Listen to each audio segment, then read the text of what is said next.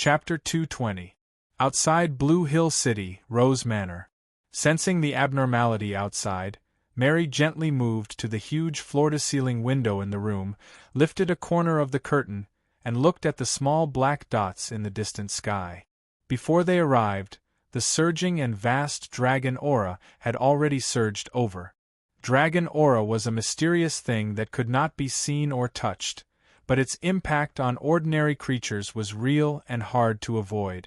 Ordinary warhorses and even domesticated livestock, whenever they sensed the dragon aura that filled the sky like a tidal wave, would be frightened, violent, and easily angered. And when they sniffed the stench of the powerful dragon-type creature in the wind, their hooves would tremble and they would collapse to the ground, unable to move at all. 1, 2, 3, 4, 5 Mary's scarlet eyes flickered slightly, and she almost instantly saw everything that the black dots in the distance represented. But as the number continued to increase, Mary's beautiful eyebrows could not help but knit together. Damn it, there are 5 dragons! This battle is not going to be easy! Just as she hesitated, the wind howled above Rose Manor, and 5 dragons flew across the sky, toward Blue Hill City not far away. Mary saw it more clearly this time. Among the 5 dragons there were 2 level 3 and 3 level 2 dragons, and on the dragons' backs there were 4 human knights in strange armor. Judging from their appearance, they should be the level 4 Holy Knight and the 3 level 3 Dragon Knight. This kind of strength was enough to crush the wizard camp on the surface. And at this moment, from various hidden areas in Blue Hill City, countless pairs of eyes were staring at this arrogant and domineering flying team as they landed next to the camp far away outside the city. Soon, the news spread to the wizard camp. And so, the scene of the level 2 Lord Forgan summoning the wizards back happened. Just as a few wizards hiding near Blue Hill City were still speculating whether these high-level knights would take a short break before choosing to march, the demon hunter camp in the distance suddenly erupted. Teams of demon hunter knights mounted their magic colts, packed their belongings, and rushed out of the camp in a neat formation, advancing as fast as the wind toward the distant Greenland forest. So decisive? It seemed like the enemy had come prepared. The spies couldn't help but think to themselves. The huge dragons soared into the sky again and circled around in the sky. They raised their necks and let out earth-shattering dragon roars. Amidst the rolling thunder, they quickly caught up to the vanguard and rushed into the lush forest with them. Riding on the back of the level 3 green dragon O'Farrell, Willis had just flown into the Greenland forest when he saw the terrifying War Wizard's pagoda standing tall in the vast forest. This War Wizard tower was so majestic that even the tall ancient trees looked like tiny specks in front of a giant in front of it. Looking at it from dozens of miles away, the vast sea of trees could only cover its insignificant base, and the towering spire seemed to be able to touch the floating clouds in the sky. There was no need for the illumination of the magic spell. Just this tall tower alone was enough to shake people's souls. Was this the base that the evil sorcerers had planted here? It was indeed as awe-inspiring as described in the historical records. Observing the War Wizard's pagoda from afar, Willis did not advance recklessly with the few dragon knights. Instead, he chose to stay in the air above the forest where the vanguard of the demon hunter knights were, clearly guiding them in the right direction. In the previous countless battles in the forest, the demon hunter knights had never reached the lair of the evil sorcerers. One of the reasons was that the Greenland forest was lush with lush foliage. Coupled with the rugged terrain and endless mountain ranges, the demon hunter knights who did not have an advantage in the air could only charge around aimlessly in the forest. Of course, there was no efficiency to speak of in such battles. Hence, most of the battles in the past were initiated by the sorcerers, and each time, the knights would suffer horrifying damage. Now, with the giant dragon leading the way in the sky, the army of knights stretched out from the forest like an agile snake. They crossed over mountains, leaped high and low, crossed countless streams, climbed countless cliffs, and headed straight for the heart of the evil sorcerer without hesitation. Strangely, perhaps they knew that the entanglement at the periphery had lost its real meaning in this battle. Hence, the sorcerers did not engage in positional warfare with the demon hunter knights like they did in the past. Instead, they chose to withdraw all of their forces within a 5-mile radius of the high tower, forming a defensive formation that made one frown. Furthermore, the defensive formation only faced the demon hunter knights. There did not seem to be any abnormalities in the other 3 directions. Was it because the enemy was not strong enough to fully defend themselves? Or was it a diversion? Willis stood on the back of the huge dragon, deep in thought. Even though he had the intention of instructing the demon hunter knights to take a longer route and attack the enemy's weak spots through the gaps. But he gave up on that idea after a moment's thought.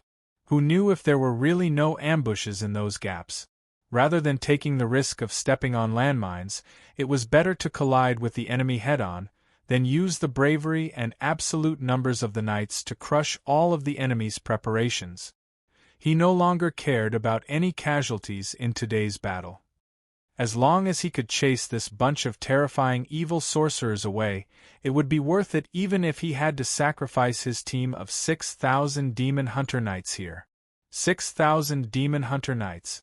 This was probably 80% of all the demon hunter knights in this realm. If all of them were to die here, no matter how powerful the kingdom of knights was, it would still be unbearable and painful. It was easy to die, but it would take at least 200 to 300 years to nurture them again. That was why only he, the leader of the knights, and the 3 dragon knights knew how determined Willis was. As for the radiant knights, they only had the right to obey his orders. With the demonic colts on their backs, a long line of demon hunter knights quickly approached the front line. Finally, at an area 2 miles away from the enemy's defensive formation, Willis directed the green dragon to land on a high cliff, stopping the speeding troops. The demon hunter knights, who had been running for 2 hours, dismounted and rested. They began to eat and drink as they prepared for the impending battle. With a few huge dragons in the sky acting as flying sentries, the demon hunter knights no longer had to worry about being ambushed by the evil sorcerers. 6,000 demon hunter knights forming a long line might not be that eye-catching, but once they were entrenched together, it was a sea of people. But once they gathered together, it was still a sea of people. Demon hunter knights could be seen everywhere within a 2-mile radius of the clearing in the forest. Suddenly, the knights stopped in the sky above the densest part of the forest. Dark clouds rolled, and a terrifying thunderstorm was about to take shape. The demon hunter knights who were shrouded by the dark clouds hurriedly mounted their demonic colts, planning to scatter to avoid the terrifying sorcery that was about to erupt. The green dragons circling in the sky discovered the evil sorcerer's hiding place almost instantly. They first pulled themselves up, then suddenly swooped down, using their terrifying dragon breath to overturn the location of the abnormal spiritual wave in the blink of an eye. The Thunderbird was indeed the fastest sorcerer in terms of mobility. Realizing that it had been targeted by the dragons, it immediately came out of the dense forest, and with a flash of lightning, it had already escaped the dragon's attack range. Streaks of terrifying dragon breath plowed through the sky above the forest. The previously lush forest had instantly turned into a land of death where all living things had withered. The green ancient trees, vines, and thorny bushes were all corroded by the green poisonous fog in the next second, and then shriveled into dry, dead things.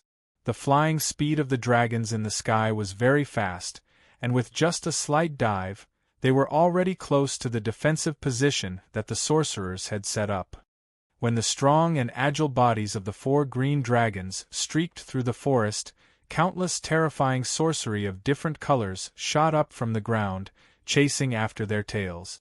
In the next second, the 4 green dragons once again demonstrated to the world how the dragons could become the overlords of all the planes in the sky.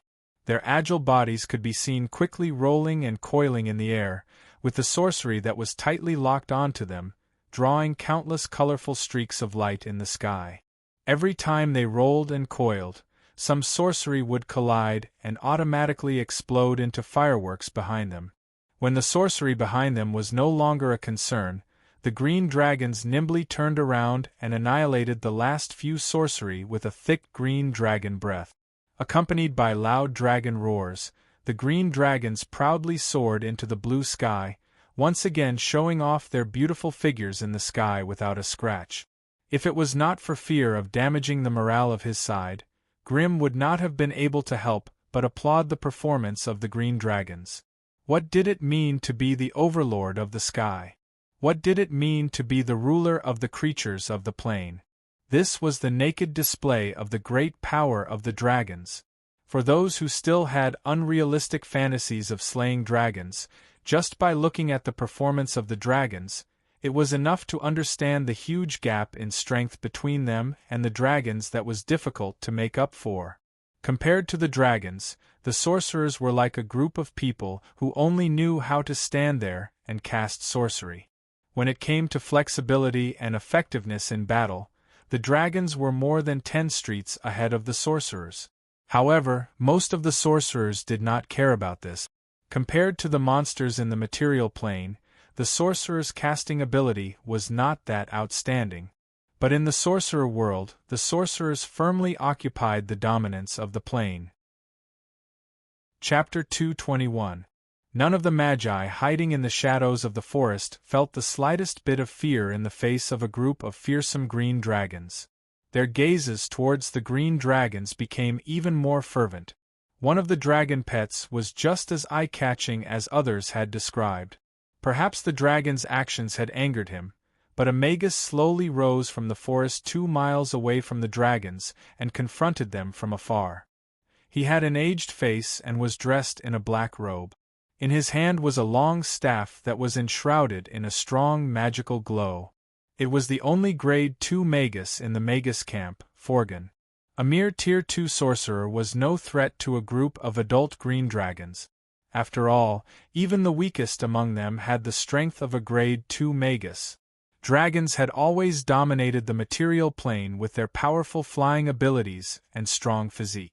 They could easily fight enemies of a higher rank than them, let alone a human magus of the same rank who was known for his weak physique. A young green dragon, who had left the Dragon Valley for the first time and participated in a planar war, roared and rushed out of the group. Judging from the way it roared at its companions, it seemed like it wanted to fight this Grade 2 magus who had appeared out of nowhere. A few green dragons roared in the sky in unison, and the huge sound waves caused the sea of trees to ripple. Due to their thirst for glory, the other green dragons did not stop the young green dragon. Instead, they cheered loudly in the dragon language. The young green dragon became even more excited and violent. First, it flapped its wings and slowly raised its body. When its aura was brewed to the extreme, it raised its neck and let out a loud and clear dragon roar that tore through the clouds. Then, it dived down at high speed toward the unremarkable and weak enemy. This was a terrifying creature that was 12 meters long and 6 meters tall when stretched out. Bull-sized dark green dragon scales covered its entire body, shining brightly under the bright sunlight. The dragon's head was 2 meters long, and light green poisonous smoke shrouded its nose and the front of its huge mouth, making it look even more mysterious and terrifying. When the huge mouth opened and closed, one could vaguely see the terrifying ball of acid that had condensed in its throat. The huge and ferocious spikes extended from the back of its neck all the way to the end of its long tail. When the pair of wide and finely scaled wings flapped quickly, a strong gust of wind lingered around its elegant and perfect body. Green Dragon. A young green dragon that had just passed the infancy stage and was just about to enter the mature stage. Perhaps its strength was only at Grade 2, but when it displayed its strong body with smooth lines in front of everyone, its grade was no longer that important.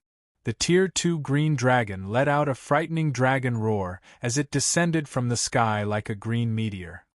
It swooped down with unstoppable force towards the Tier 2 Grand Magus, Forgan, who stood proudly in the sky. Willis, who had landed in the forest far away, and was commanding the knights to gather, suddenly had an ominous premonition. His companion's recklessness and restlessness made him frown deeply, but after scanning the surroundings of the battlefield, he really couldn't find anything that felt off. This caused him to be even more irritated. The green dragon was diving down. The distance between them was closing. In the blink of an eye, the green dragon was less than 100 meters away from the hateful human wizard. Seeing that the human still had no intention of dodging, the green dragon's huge amber eyes revealed a trace of disdain. With its rich experience in hunting in the forest, it had already thought of countless ways to deal with the situation as it dived down. If the human magus dodged to the left or right, the moment it brushed past him, it would swing its head and engulf his body with a terrifying dragon breath. If it dodged in the right direction, it only needed to lower its body slightly, and its thick and sharp dragon claws would instantly pierce through the weak defensive barrier of the human magus, tearing him to pieces. As for directly colliding with the green dragon, even those monsters that were known for their strong bodies wouldn't dare to be so arrogant. However, the human magus in front of it was doing something that exceeded its expectations. Just as the terrifying green dragon was diving towards him at high speed, he was still calmly chanting a spell. Even the loud dragon roar could not drown out the sonorous and forceful incantations of the spell. A ray of green light was shot into the forest below Forgan. In the blink of an eye, the tranquil forest suddenly came to life. Terrifying green vines as thick as a water tank shot up into the sky and quickly wrapped around the body of the diving green dragon, pulling it towards the ground. The vines were covered with terrifying wooden spikes that flashed with a metallic luster. As the vines tightened, they viciously bit into the scales of the green dragon, producing a piercing noise. Caught off guard, the green dragon could no longer control its flying posture. Like a falling meteor, it plunged into the dense forest. A huge pillar of dust and a terrifying shockwave appeared in everyone's field of vision. The forest within 100 meters of where the green dragon landed was immediately destroyed by this terrifying force.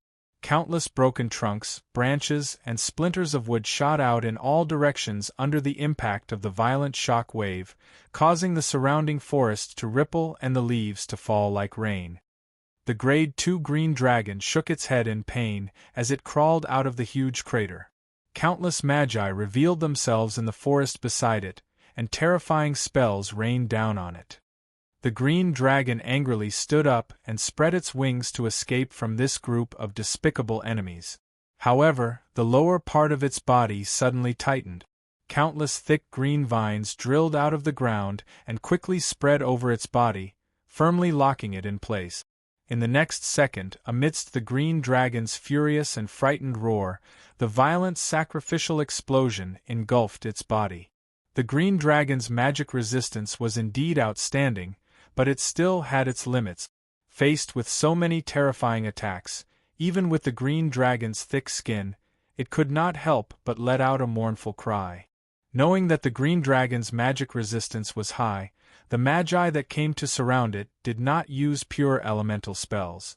Instead, they leaned towards mixed spells. Dark red fireballs, lava fireballs, violent sound waves, and distorted space all began to wreak havoc on the green dragon's body. The huge dragon's scales were blown to pieces, and the flesh underneath was quickly corroded by the terrifying waves of spells.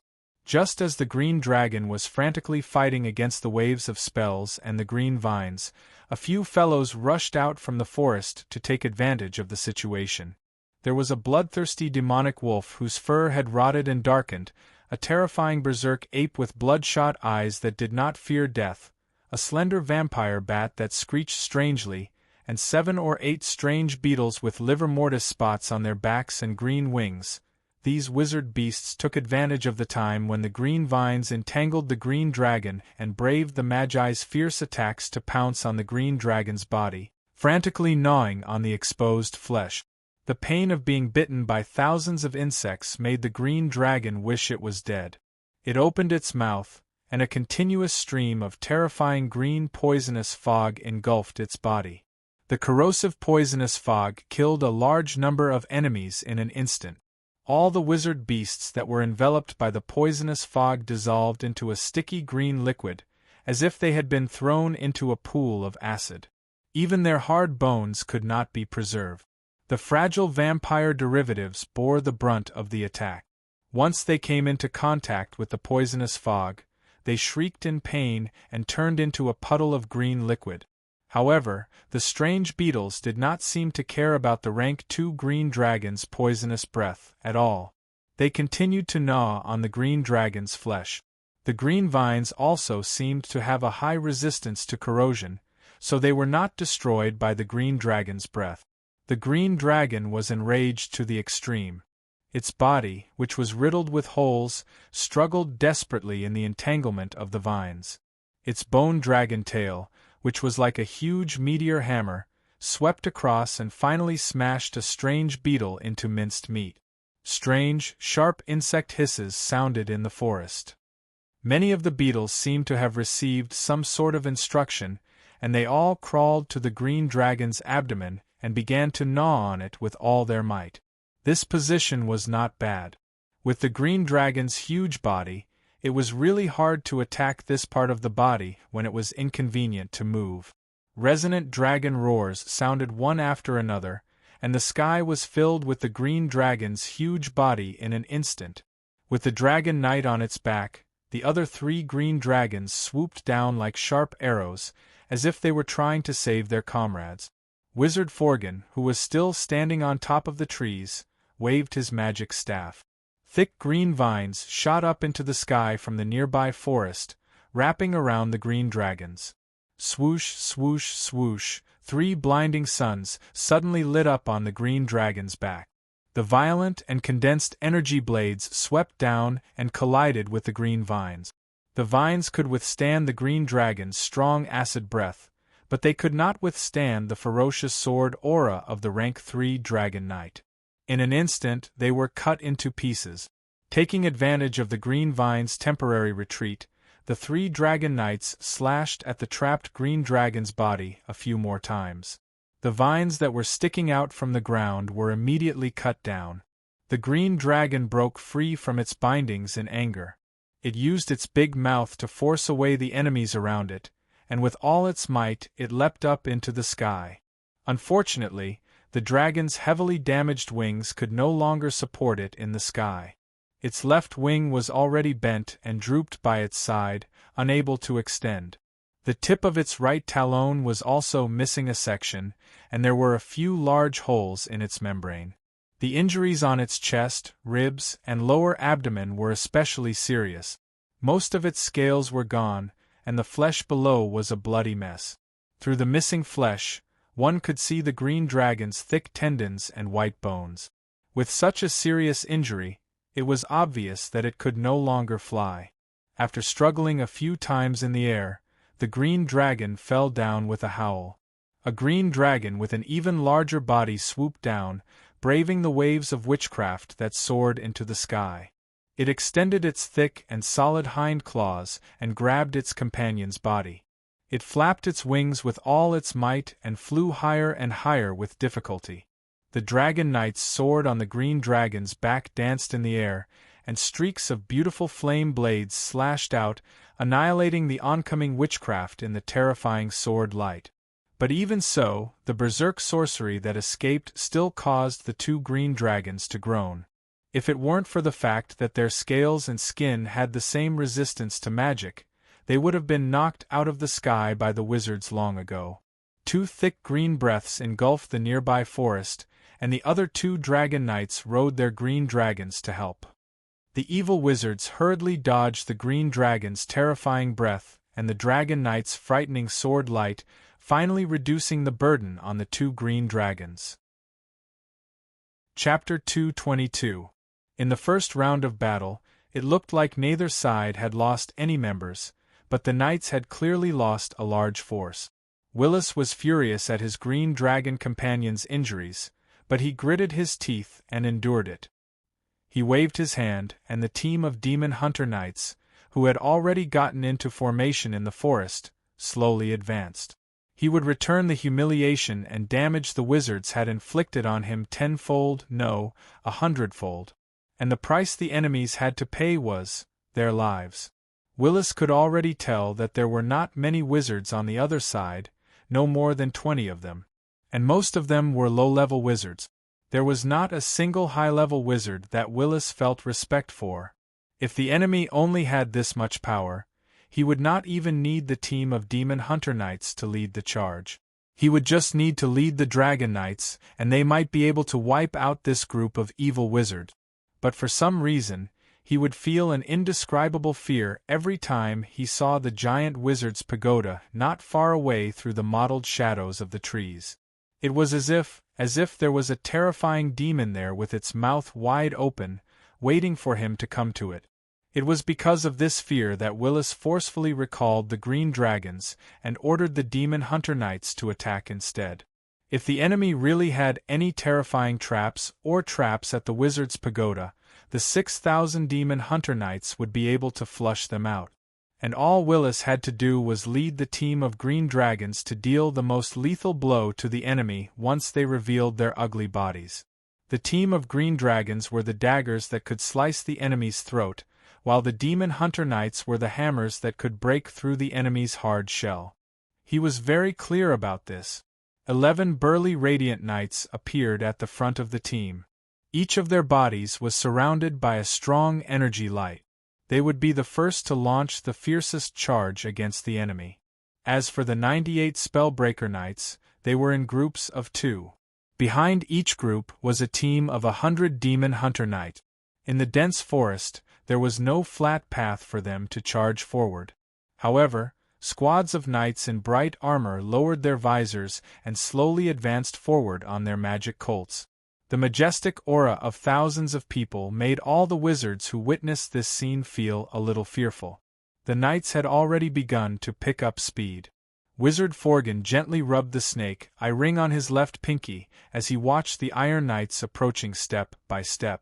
He then ordered coldly, "Activate the plague plan." As the order was issued, mysterious ripples began to spread in the forest. Wherever the ripples swept through, the Demon Hunter Knights and their demonic colts became restless. Some of the demon colts even began to jump and scream in a frenzy, throwing off the riders on their backs. The demon colts weren't normal, but the knights weren't any better. One by one, the demon hunters clutched their throats tightly, panting in pain. Their internal organs felt like they were on fire. The burning was unbearable. For a moment, the entire Demon Hunter squad was affected, and there were Demon Hunter Knights writhing in pain everywhere. The muscles on Willis's face began to twitch violently. "Damn it, this isn't witchcraft, this is a conspiracy." With the Demon Hunter Knights' extraordinarily strong bodies and magic resistance, no witchcraft would be able to enter their bodies without them noticing. At a glance, more than half of the 6,000 Demon Hunter Knights were showing strong reactions. This could only mean that the evil wizard had already done something to their bodies. In order to do this, Willis could only think of doing it in the military camp's food or drinking water. These idiots, they didn't even realize it. Willis glared angrily at Winsoul, the leader of the Radiant Knights, and pulled out the giant sword from his waist. He sat on the back of the green dragon O'Farrell and roared loudly. "Sweep away the darkness, show mercy to the weak, and be fearless. Today is the day we die gloriously for the beliefs of the night. Charge! Charge! Charge!" It was very strange. As Willis roared the motto that the Demon Hunter Knights always believed in, his body began to emit a faint golden light that was hard to detect. Wherever the light passed, it was like a strong dispelling halo, and the surrounding Demon Hunter Knights instantly returned to normal. The Demon Hunter Knights who were freed from pain and confusion did not have elemental vision, and naturally could not see the golden light. Instead, they thought that their sudden recovery was the power of the Knights' beliefs, and so they all pulled out their rune longswords and chanted the Knights' motto loudly as they surged forward with all their might. As more and more Demon Hunter Knights joined in the chant, the golden light began to ripple on everyone's body, forming a thick golden armor. The demon hunter knights who were triggered by the mysterious ripple actually managed to kill off most of the plague bacteria with the help of the golden light, and recovered their combat strength. Even if there were any remaining plague bacteria, they were suppressed deep within their bodies and could not attack. Bastard, what is this? Chanting a few chants can stop the plague bacteria? How are we going to fight the rest of the battle? At this moment, countless wizards were roaring madly in their hearts. Only Wizard Forgan squinted his eyes and looked coldly at the golden sea of holy light, chanting angrily in his heart, "The power of faith. Damn it, it's the power of faith." He finally understood why the Tier 4 Willis was called a holy knight. It turned out that he had already grasped the basics of how to use the power of faith, and could bring it to the battlefield. Just like the elemental power that wizards often used, the power of faith was also a form of power, and in terms of power level, it was obviously higher than elemental power. If the elemental power was just the gathering of a large number of elemental particles, and using mental strength as a constraint, then it would be easy to understand. The power of faith, on the other hand, was a lot more illusory. It originated from the human heart, and when every heart sincerely believed in a certain idea, as the embodiment of that idea, it would naturally gather an inexplicable power. Even if it was just an ordinary wooden statue, if enough people believed in it, there would be an inexplicable power gathered on it, and it would have some inexplicable power that outsiders could not understand. At this moment, the Tier 4 Holy Knight, as the beacon of faith of all the demon hunter knights, had obviously become the object of their devotion. Hence, when he loudly chanted the knight's maxim, it also ignited the fire in the hearts of all the demon hunter knights. Hence, the power of faith that had accumulated over the years spread throughout the battlefield, and naturally, the demon hunter knights recovered without needing any medicine, and regained their battle strength. Regarding all of this, Wizard Forgan could naturally come up with the most logical explanation with his profound knowledge of wizardry, but the demon hunter knights had no idea. Perhaps the ignorant were fearless, or perhaps only a closed heart was pure enough. Hence, the demon hunter knights saw this as a miracle of the great holy knight. Hence, the burning faith in the knights in their hearts grew stronger and stronger. Raising their rune swords high up, fiery red and icy blue rune energy quickly spreading on the swords, teams of demon hunter knights roared as they charged toward the war wizard tower. Damn it, I have to find a way to eliminate the power of faith of these knights. Otherwise, these guys with the power of faith would be like a group of knights buffed with top-notch energy shields. Even if all the wizards were to come out, they would not be able to defend against their ferocious attacks. As he roared in his heart, Wizard Forgan spun the snake eye ring, and sent a message to someone far away. "It's all up to you. Think of a way to block the knights. The family will pay you back double the price for all the losses caused. Do it." Grim, who had been hiding in the forest all this while, could only shake his head with a bitter smile when he received Forgan's message. If he did not put in some effort in today's epic battle, the wizard camp might not be able to protect itself. Once the camp was destroyed, who knew if these foreign wizards would have the chance to return to their families' demiplane? If they could not return, even Grim could not help but feel a chill down his spine at the thought of being hunted down by hordes of demon hunter knights. Forget it, I'll give it my all for once. Grim made up his mind, his hands reaching into his robes, and he continuously tossed out sparkling magic puppet summoning essence crystals. As the dense earth elemental particles quickly gathered, a giant yellow smoke rose from the area where he was standing. This earth elemental wave was so strong that even the Holy Knight Willis, who was holding the line at the back of the team, couldn't help but raise his head and look over. Thump, thump, thump, heavy footsteps sounded from within the yellow smoke, and one by one, the earth puppets that were as tall as a human sprinted out of the smoke and rushed towards the team of Demon Hunter Knight. If there were only a dozen or so elemental puppets, it wouldn't be a big deal. However, the yellow smoke was expanding, and more earth puppets were rushing out. Even some wizards who had disdain in their eyes turned serious. How did this guy manage to control so many elemental puppets at one time?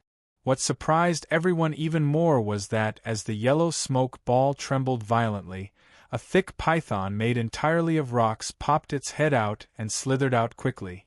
Looking at its huge body, which was as thick as a water tank, and feeling the slight tremble of the ground, everyone frowned. But this was not the end. 1, 2, 3. When 5 rock pythons slithered out of the smoke and followed behind the earth puppets into the battlefield, all the demon hunter knights could not help but feel nervous. Chapter 223. The clash that he expected did not happen. Grimm was not stupid enough to use his earth golem to fight against the demon hunter knights, and he would not do such a stupid thing. If they were earth golems, Grimm would not mind watching the clash of steel and rock. But forget about the earth golems.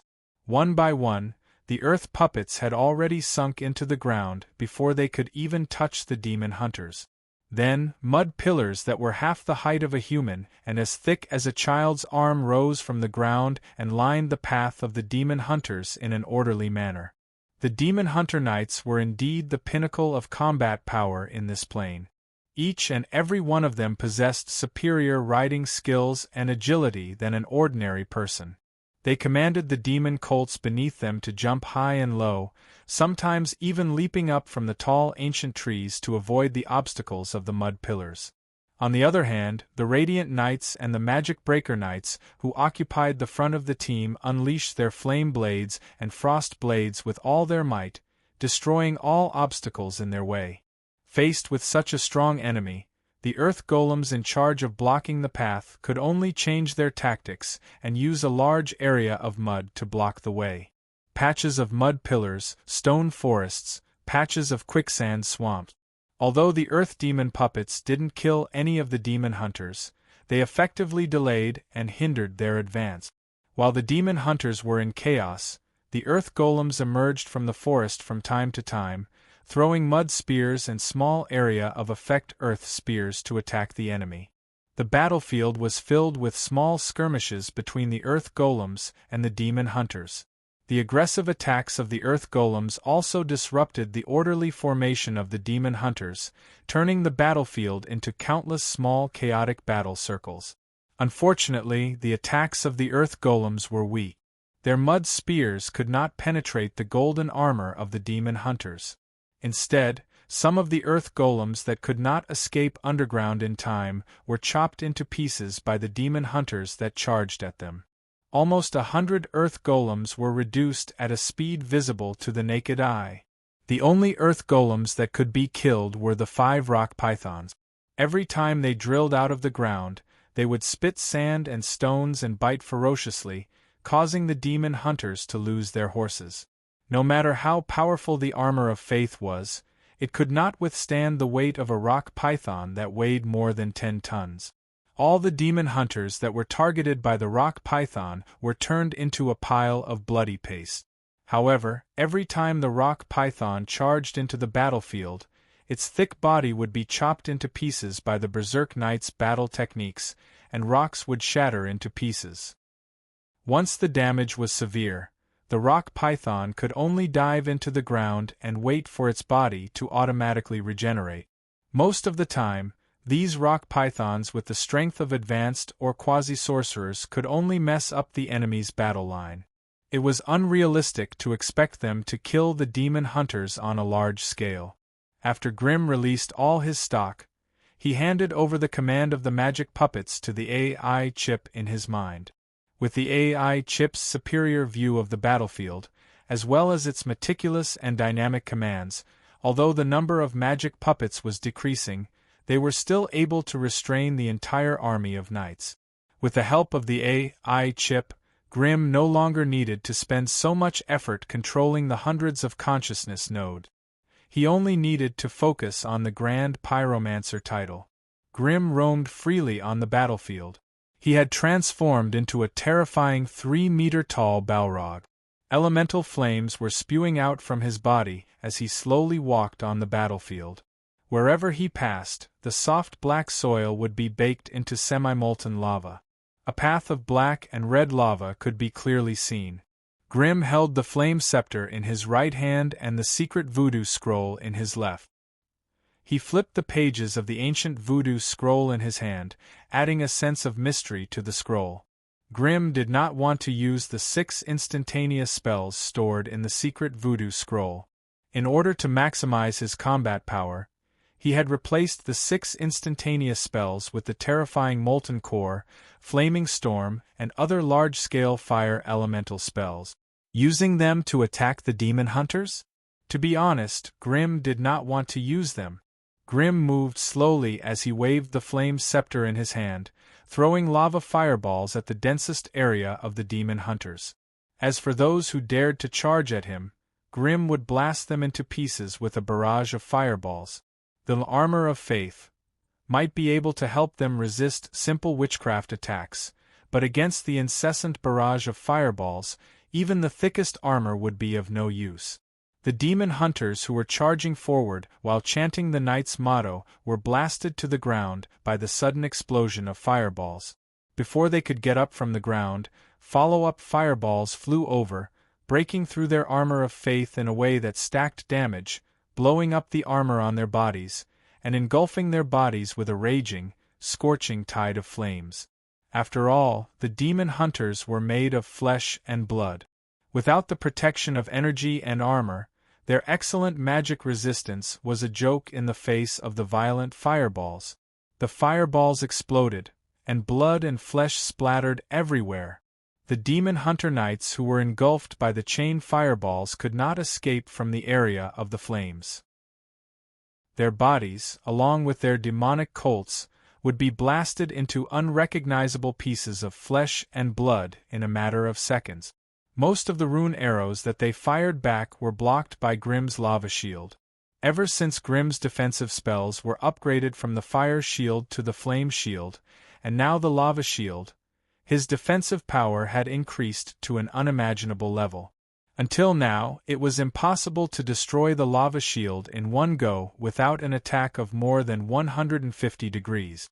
As for the attacks below 150 degrees, although they would still cause some damage to the lava shield, Grim continued to inject his mental strength into the lava shield, and the lava shield was quickly repaired. That was why the lava shield around Grim's body was full of rune arrows when the battle started, but it still could not stop it from working. Occasionally, the rune arrows that managed to get past the lava shield would not be able to penetrate Grim's thick lava shield. The rune arrows that were spewing out from Grim's body were roasted until they were almost white. Then, they softened like hot wax and finally turned into a puddle of molten iron. As for the demon hunter knights who tried to engage him in melee combat, Grim responded with a flaming whip. The flame whip, which was made of pure high-temperature flames, would leave a scorch mark wherever it hit.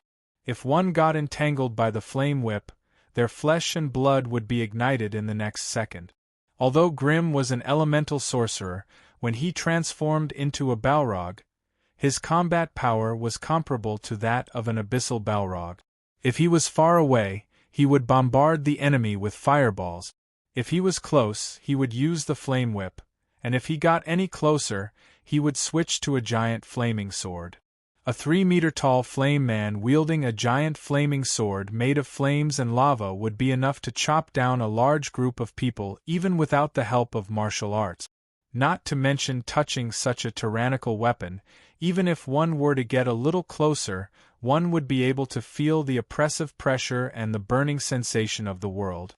Moreover, Grim's 30-meter-wide flame barrier was a domain-type spell. Any living creature that entered within 30 meters of him would suffer 13 points of fire damage per second. This also meant that an unarmed human would die in less than 2 seconds in Grim's flame barrier. Although the demon hunters were slightly better, they could only last for 27 seconds at most. That was with the help of the armor of faith. Otherwise, the time would be halved. Therefore, under Grim's powerful attacks, wherever he went, there were demon hunters struggling in pain.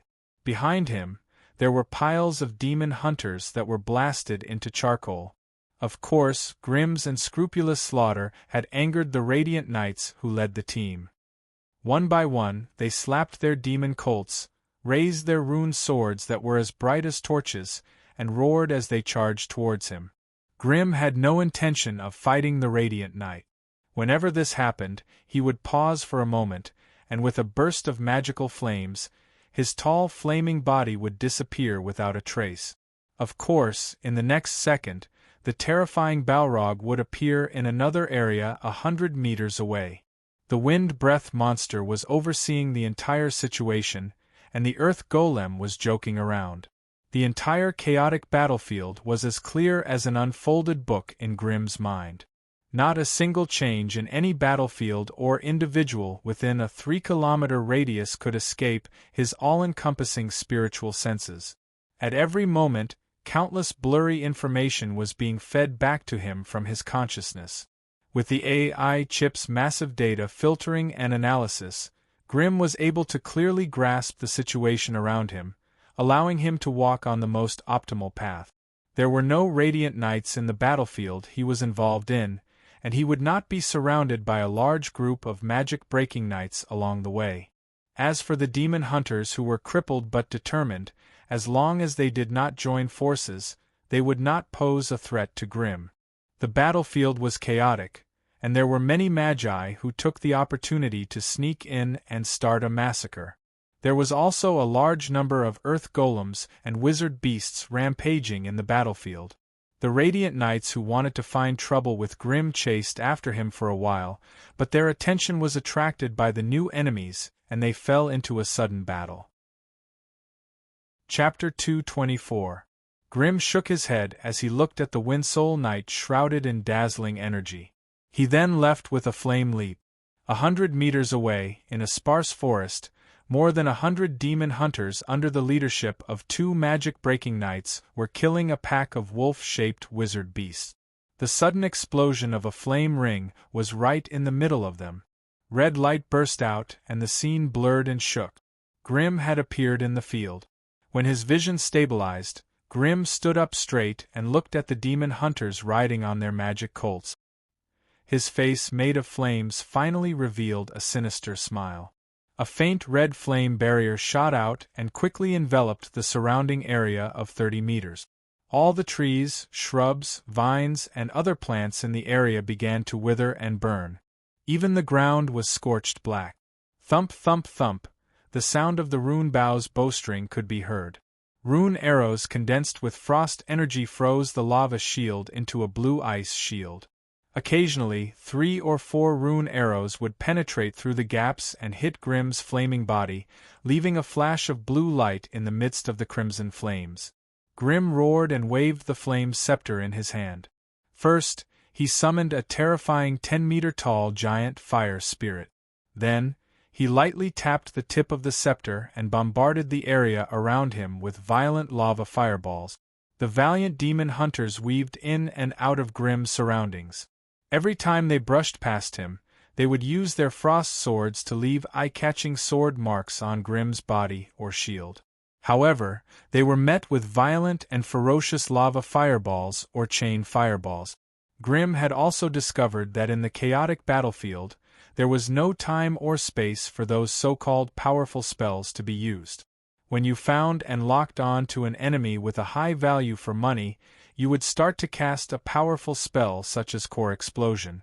But by the time you were ready, you would awkwardly find that the enemy had already disappeared without a trace, or that the enemy in front of you had already been covered by another wave of enemies. Therefore, the only choice you had was to waste your powerful spells on some low-value trash. For magi who had to control every strand of their spiritual force consumption, this was intolerable. Although ordinary elemental fireballs were quick and could be cast with a thought, their damage was only 30 points. They could not effectively penetrate the armor of faith and knight's armor to deal enough damage to the enemy. Thus, after much selection, the swift and powerful lava fireball became Grimm's best choice for killing on the battlefield. The lava fireball itself had 45 points of fire elemental damage, and it also had 15 points of lava explosion damage. It also came with the bonus of sputtering lava in a 10-meter radius. coupled with the 30% fire damage bonus that Grimm had gained after choosing specialization in fire, a simple and crude fire spell was turned into a powerful area of effect spell. If a demon hunter was directly hit by a lava fireball, the death rate would be 100%, and those who were caught within 10 meters of it had a 34% chance of dying. As for the Magic Breaker Knights, although they were much stronger than the demon hunters, none of them dared to stand in the sea of fire and fight Grimm head-on. Grimm's Balrog transformation and fire barrier were too overbearing. The demon hunters did not dare to enter the area shrouded by the red halo. They could only fight back with their rune bows. Of the hundreds of knights, only 2 Magic Breaker Knights led 4 to 5 fearless demon hunters to Grimm's side and fought him with all their might. The lava shield around his body could not withstand the attacks of the 2 magic-breaking knights, and finally exploded into pieces of lava that filled the sky. Grimm's body was also slashed by the demon hunters, leaving dozens of crisscrossing cracks on his body.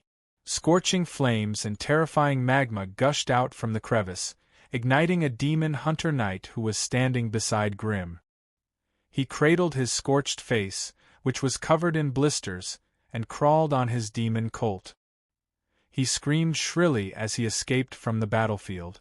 Grimm was groaning in pain. After all, after transforming into a Balrog, the lava and flames were like his flesh and blood. Even with his strong physique, he would not be able to withstand the continuous attack. Grimm ordered the fiery djinn to self-destruct.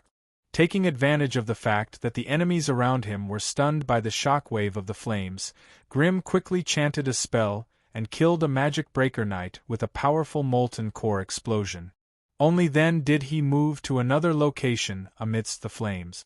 This time, Grimm did not choose to rush into the crowd of demon hunters. Instead, he appeared in the forest beside a group of 300 demon hunters. The sudden explosion of the flame halo was so dazzling that it allowed Grimm to instantly receive a rain of frost arrows and 4 to 5 energy blades that were as dense as a swarm of locusts. The lava shield that Grimm had just formed was on the verge of collapsing. Grimm gritted his teeth and endured the attack. He waved his hand and summoned a new fiery djinn. He then raised his right hand and summoned a lava fireball the size of a washbasin and threw it at the group of demon hunters. Clearly, this group of knights was already prepared. A series of frost arrows and energy blades instantly smashed the fire djinn into pieces of flame. Even the lava fireball exploded in mid-air, exploding into a sea of fire that filled the sky. Grimm grunted. The voodoo scroll in his left hand flipped quickly and stopped at a page that contained the meteor shower spell. Grimm hesitated for a while, but he still could not bear to waste such a powerful spell on a group of demon hunters. He could only wait for the cooldown of the fiery leap spell and move to another location. In this chaotic battlefield, there were more than 1 or 2 wizards wandering around like Grimm, hunting for their prey. Every sorcerer who dared to roam the battlefield alone had a completely different fighting style and killing method. Among them, the ones that caught Grimm's attention were the demonic worms, puppets, and a few others. After not seeing him for a few days, the demonic worm and Tick's abilities had improved significantly. Apart from the common scorpions and flying insects that surrounded him, there was also a group of strange beetles that were half the height of a human with black shells and green wings. The black shells of these beetles were unusually tough. Even the glowing runic swords of the demon hunters could not damage them at all. All they could do was leave some shallow or deep marks on their shells. Only by continuously slashing at the same spot could the demon hunters penetrate their shells and cause them serious damage. On the other hand, these strange beetles only needed 2 or 3 companions to surround them, and they could easily kill and tear apart a demon hunter knight. Even the armor of faith around his body could not stop the beetle's sharp limbs from piercing him. Grimm saw with his own eyes a black beetle that was struck by the flame blade of the Magic Breaker Knight. The beetle flipped a few times in the air before regaining its balance. Its carapace was not damaged at all. This meant that the black beetle's shells were more resistant to elemental or energy damage than physical damage. Carrion beetles. Who would have thought that Antic had nurtured them? Grimm frowned deeply as he looked at the 30 or so carrion beetles surrounding Antic. He began to think about how he could win if he were to encounter Antic. On the other side of the battlefield 3 miles away, the sorcerer codenamed Puppet had also caught Grimm's attention. Although Puppet's movements were slow and rigid, he still maintained great mobility as he shuttled through the ancient trees. His battle style was not as wild and unrestrained as Grimm's. Instead, it was filled with an indescribable evil and viciousness. He would always hide in the trees and wait for a small number of demon hunter knights to pass by him. He would then use his evil puppet threads to control them. Not long after, he was surrounded by a team of 20 to 30 demon hunter knights. Then, he would order these puppet knights to attack the other demon hunters. What followed was a civil war between the knights. In the face of a familiar comrade and a struggling comrade, if the demon hunters showed the slightest bit of mercy, they would fall under the cruel blade of their comrade. However, it was clear that the success rate of Marionette's puppets controlling the magic-breaking knights was not high, and the number of puppets he could control was limited. Therefore, he did not attract as much attention as Grimm's Balrog transformation. The other person who caught Grimm's attention was the powerful Hyde. He was like a robot with metal tentacles all over his body. His body was covered in sharp, metallic tentacles that flickered with a metallic luster. Every demon hunter who stepped within 20 meters of him would be pierced by the needle-like spikes. These spikes that were enchanted with piercing spells were not something that ordinary armor could defend against. They danced in the air and were as nimble as giant metal snakes. They could launch terrifying piercing attacks from any angle around you. On the other hand, the demon hunter's runic longsword that was imbued with energy and aura slashed at the tentacle. Sparks flew everywhere, but it did not even scratch the tentacle. Whenever there were enough enemies around him, countless spinning blades would fly out of Hyde's body and form a terrifying blade barrier around him. The only thing that Hyde needed to do was to quickly move through the group of knights with this blade barrier. With a single charge, he could pierce through the entire team of knights, leaving behind a trail of flesh and blood filled with broken limbs. Chapter 225. Compared to the many strange methods of the wizards, the killing methods of the knights in this world were too primitive and crude. Even though the magic-breaking knights were of the same rank as the sorcerers and were not too far apart in terms of strength, looking at the battlefield, one would realize that other than the flame blade, cross-explosion slash, half-moon slash, and a few other combat techniques, they did not have any other means to restrain the sorcerers. On the other hand, the sorcerers had a dazzling array of strange sorcery and all sorts of unimaginable killing technique. When combined, they could easily beat the magic-breaking knights half to death. The difference in strength between creatures of the same rank in a higher plane and a lower plane was simply astounding. Left with no choice, the 11 Radiant Knights could only split up and attack. Each of them killed a sorcerer and chased after them. This effectively prevented the sorcerers from hunting, but it also divided their strongest force. When all the Radiant Knights were lured away, the large number of hidden spell formations in the battlefield began to operate. As a result, on the ground, the corrosive acid swamps, the smoky poisonous wetlands, the blood-sucking forest where the vampiric vines spread freely, the quicksand traps with piles of mud and stone pillars. These terrifying places of death appeared one after another, almost occupying every part of the mountain forest. Many sorcerers and ghouls even made use of these special areas to engage in guerrilla warfare with the Demon Hunter Knight. Once the Demon Hunter Knights were lured into these areas, there was almost no one who could escape alive. A Radiant Knight had once entered the vampire forest in order to save a small team of more than 10 knights, but he encountered the most terrifying scene there. Countless vampiric vines that drilled out from the depths of the ground danced in the wind, curling up vines with a faint metallic luster as they attacked him from all directions.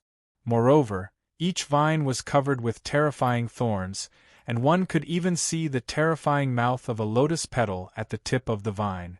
Braving the danger of death, the radiant knight managed to escape in a sorry state.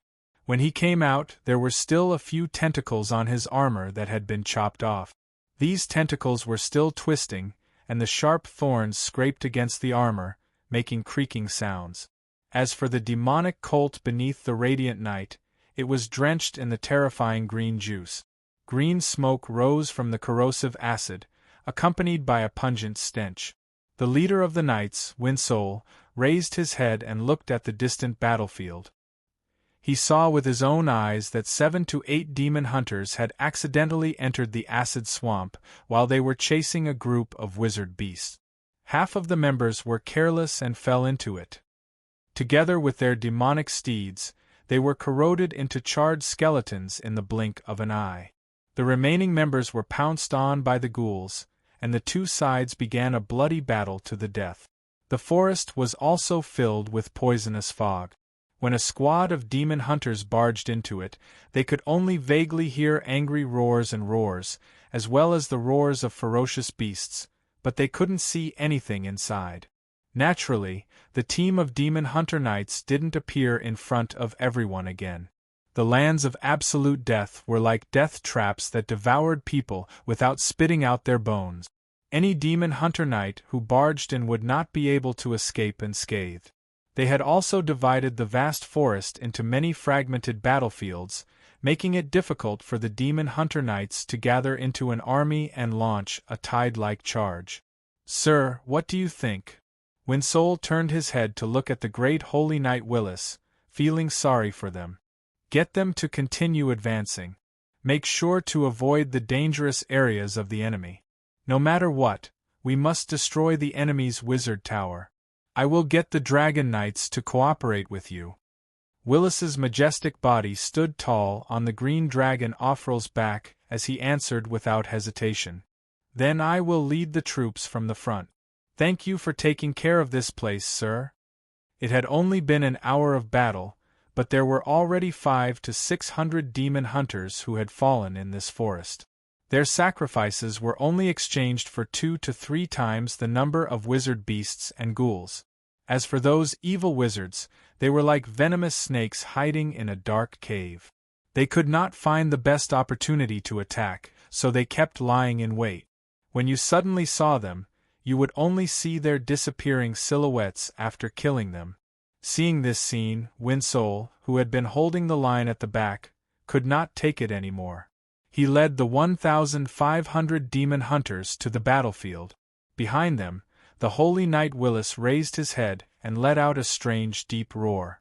Amidst the roar, the 3 green dragons that were hiding in the forest at the back soared into the sky. They carried the dragon knights on their backs and spread their wide membranous wings. They quickly flew through the forest and pounced on the witchcraft traps on the battlefield. Every time they flew past those areas, they would open their mouths and spit out a thick dragon's breath. The thick green poisonous dragon's breath sank into the acid swamp and the poisonous fog, plowing through everything inside. Countless magi beasts ran out from inside, their bodies wrapped in wisps of green poisonous mist. Before they could run far, the terrifying poison took their lives. One by one, the wizard beasts fell silently into the forest, their bodies quickly rotting and disintegrating. The scene was unbearable to watch. Ghouls were undead creatures and were immune to poison-type attack. They nimbly climbed to the top of the trees and continuously jumped from the branches, attempting to climb onto the green dragons that were flying through the sky and drag them down. Unfortunately, they rarely succeeded. Most of them were blown away by the strong wind brought by the green dragons. Even if there were some who succeeded, they would be sliced into 2 by the dragon knights on the green dragon's back. The green dragons continuously dove, dragon's breath, pulled up, dove again, dragon's breath again, pulled up again. After 2 to 3 rounds of this, the wizard formation hidden in the land of death was finally destroyed. Some of the witchcraft traps started losing their effectiveness, and the forest returned to normal. but the white bones and charred remains left in the empty space in the forest clearly showed the terrifying scene that had happened here. Inside the War Wizard's pagoda, more than a dozen wizards were busily working, but they were not panicking. Each of them was commanding a large group of mechanical beasts, working hard to complete the last part of the construction of the wizard's pagoda. The battle at the front lines was already in full swing. The wizard beasts that the wizard camp had painstakingly accumulated over the past half a month had all been used up. While the elite ghouls were powerful, they did not have enough numbers and could not hold up on such a large battlefield. Left with no choice, the wizards at the front lines could only use the wizard formation that they had set up beforehand to barely stop the enemy's advance. But with the giant dragon team's relentless dragon's breath, these wizard formations were starting to get damaged. The situation on the battlefield was getting worse by the day. The battlefield had already spread from 5 miles away from the wizard camp to 2 miles away. A few demon hunters had already barged into the area of the camp. Even though they were also killed by the guards of the camp, this showed that time was of the essence. An hour or half an hour. If they could not complete the construction of the wizard's pagoda before the large group of demon hunters swarmed into the camp, then the fragile wizard's pagoda would not be able to withstand the attack of the giant dragons. Therefore, when the alarm from the front line rang out one after another, all the wizards from the family put in 120% of their energy and worked hard. In a secret room within the pagoda, a male and female level 3 wizards were standing in front of Wizard Salubo's projection, discussing softly. "Sir Salubo, let us go out and hold them off.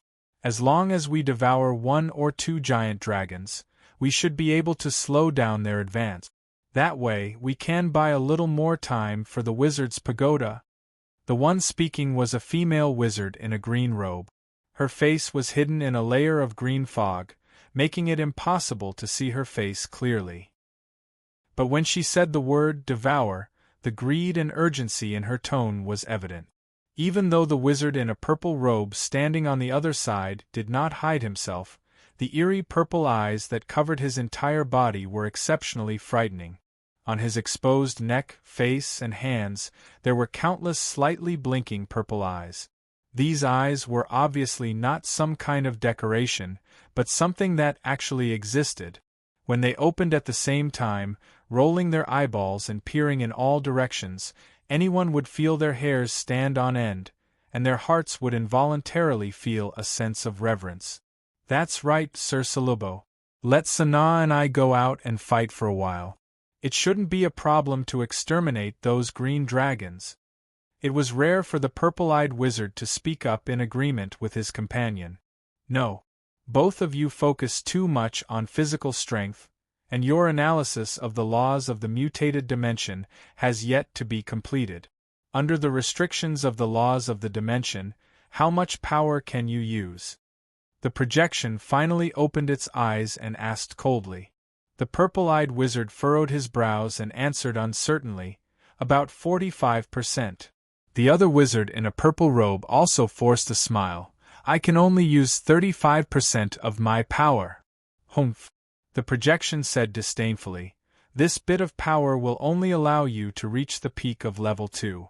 It might not be a problem to deal with a few small dragons, but if you reveal your strength, that level 4 Holy Knight will have to go all out." "Sir, they're already here. Why aren't they going all out? What is that Willis waiting for?" the purple-eyed wizard asked, puzzled. Do you think he doesn't want to fight? I'm the one who's shocking him. Ever since he stepped into the forest, I've split a shred of my mental will to suppress his mind. This will make him feel an inexplicable sense of fear, but he can't find the reason. It's precisely because of this that he's become so conservative and passive. Otherwise, if he brought the giant dragon straight to the War Wizard's pagoda at the start of the battle, do you think the two of you would be able to block his attacks? The 2 level 3 wizards looked at each other, the respect in their hearts even more intense. To be able to plant a seed of will in the mind of a level 4 dimensional expert without letting the other party notice, and indirectly influence the other party's important decisions. This kind of ability was simply too unimaginable. Chapter 226. The flames of war in the forest were getting closer and closer. A few areas had already been breached.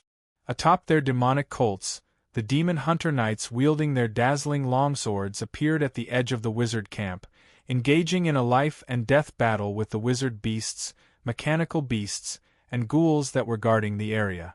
If not for the large number of wizard traps set up around the camp, the hordes of demon hunter knights might have already swarmed into the camp and started attacking the war wizard's pagoda. But even so, as the flames of war gradually reached the base of the wizard's pagoda, the space left for the wizards to move about became smaller and smaller. Gradually, the last batch of resistance gathered in front of the main entrance of the wizard's pagoda. The 13 wizards who had sworn to defend the area with their lives were guarding it, not retreating an inch. On this flat battlefield that was less than 500 meters wide, there were up to 300 summoned beasts and puppet beasts of various types. As for the lower-level wizard beasts and mechanical beasts, they had all been slaughtered by the demon hunter knight, and the forest around the wizard's pagoda had suffered even more destructive attacks. There was a continuous sea of fire and ferocious natural storms everywhere. The ferocious flames could not be extinguished once they were ignited. In the blink of an eye, the forest within a 10-mile radius was engulfed in a sea of fire. Teams of demon hunter knights swarmed out of the forest and began to gather around the perimeter of the camp. Their faces and bodies still had traces of being licked by the intense flames, and their armor still had fine scratches left by wind daggers. Even though they had paid a heavy price to pass through this terrifying area, they still advanced with the hope of victory and their hatred for the wizards, finally arriving at the base of the terrifying wizard's pagoda. The demon hunter knights gathered in groups of 2s and 3s, reorganizing their troop. 9 radiant knights led the charge, leading the less than 4,000 demon hunter knights toward the last line of defense of the wizard, turning back to look at the path they had come from. In this forest, in a narrow area less than 5 miles wide, the army of knights had sacrificed the lives of 2 radiant knights, 33 spell-breaker knights, and over 2,000 demon hunter knights. Such a heavy price was simply beyond everyone's imagination. The rugged mountainous forest had become a burial ground. Mutilated corpses of knights and broken demonic colts could be seen everywhere. Now, as the mountain fires spread, everything was devoured by the raging flames. Truth be told, if it weren't for the Green Dragon squad and the Dragon Knights swooping down from the sky and destroying half of the sorcerer's setup, the Demon Hunter Knights would have suffered even more casualties. Compared to the sacrifices of the knights, in this forest, there were also 2 magi who had crossed plains and fallen forever. This meant that the number of magi the Salubo family had sent to the Knight's Plain had reached 7. This was getting closer and closer to the psychological bottom line of the upper echelons of the family. If they lost more than 9 magi, even if the family took over the plain, they wouldn't be able to develop it quickly. After all, the foundation of the sorcerer world needed sorcerers, and the 2 secondary planes also needed sorcerers. In the short term, drawing out the main forces of a plane to engage in a planar war would not have too much of an impact on the local situation. However, if the main forces of the family were pinned down in a certain area for a long period of time, or if they lost too much of their strength, the ruling structure of the entire family would become unstable. If they succeeded in invading the Knight's Plain, the Salubo family might be able to get rich returns every year, but they needed a lot of power to maintain their rule. It was the same for the other 2 secondary planes. If the main forces of the family left for too long, and the natives there heard the news and started a new wave of resistance, it would not be worth it. Hence, when the 2 magi died in battle under the sneak attack of the Dragon Knights, the upper echelons of the family finally decided to retreat and defend the wizard's pagoda. At this moment, the construction of the wizard's pagoda had pinned down 11 magi, and there were only 13 magi left to defend the wizard's pagoda, including the Level 2 wizard Forgan. At the front of the team was a group of magi with powerful bodies, with 3 body-tempering wizards as the main force, and a large group of summoned creatures to support them. Grim and Wizard Hyde, as they also had decent bodies after their transformation, were spread out on both sides to support the defense. Most of the magi stayed within the protective circle, continuously throwing powerful spells with large area of effect into the dense forest of knights. Most of the magi who were not adept in combat also took on a special wizard profession, either throwing out large amounts of potions to summon creatures with strange abilities, or pulling out bags of wizard scrolls, crazily throwing them at the heads of the knights. 2 magi who were adept in curse spells started casting spells in a frenzy, throwing colorful curse halos at the area where the knights were most concentrated. When the demon hunters at the front line were only 30 meters away from the sorcerer, their bodies were shrouded by colorful and disgusting curses.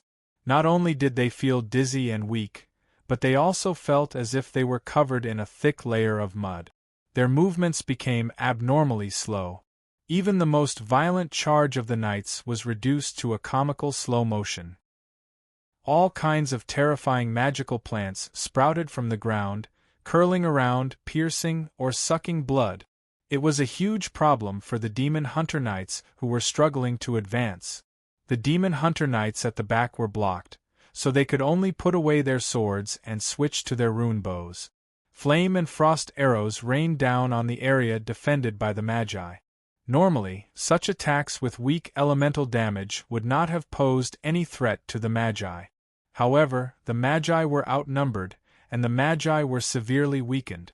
Hence, the 3 anatomy refinery sorcerers expanded their bodies into terrifying giants, leaping forward and smashing every demon hunter knight that entered their line of sight into minced meat. At the same time, they put up a protective barrier to block the magi's unconventional long-range attack. The anatomy refinery sorcerers were powerful, and they might be able to withstand such a dense and continuous attack, but the blood giants, creeping monsters, rock golems, evil eyes, and other summoned creatures that were clustered around them couldn't withstand it. One by one, they fell to the ground with their bodies pierced by arrows and disappeared. Soon, the courageous demon hunters weaved their way through the witchcraft traps with their bodies of flesh and blood, barging into the defensive circle of the sorcerers and engaging them in close combat. The 3 anatomy refinery sorcerers defended the front, while Grim was assigned to the left. Here, he alone had to defend a line of defense that was nearly 70 meters wide. His Magi Legion had been completely destroyed in the Forest of Death. Now, the only ones that could stand in front of him were the Flame Lord, the Lightning Giant, and the 2 quasi-sorcerers.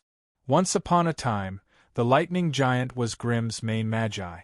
However, as he became a Magi, these quasi-sorcerers could no longer keep up with him. Even if they occasionally appeared on the battlefield, they had already become expendable.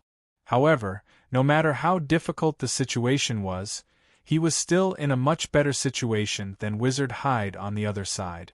No matter what, Grim still had 4 subordinates to share the pressure, while Wizard Hyde had to defend such a wide battlefield all by himself. If he did not have a mechanical body, as long as his mental strength was not depleted, he would have endless physical strength. If it were any other Magi, they would have died of exhaustion just running back and forth to kill the Magi.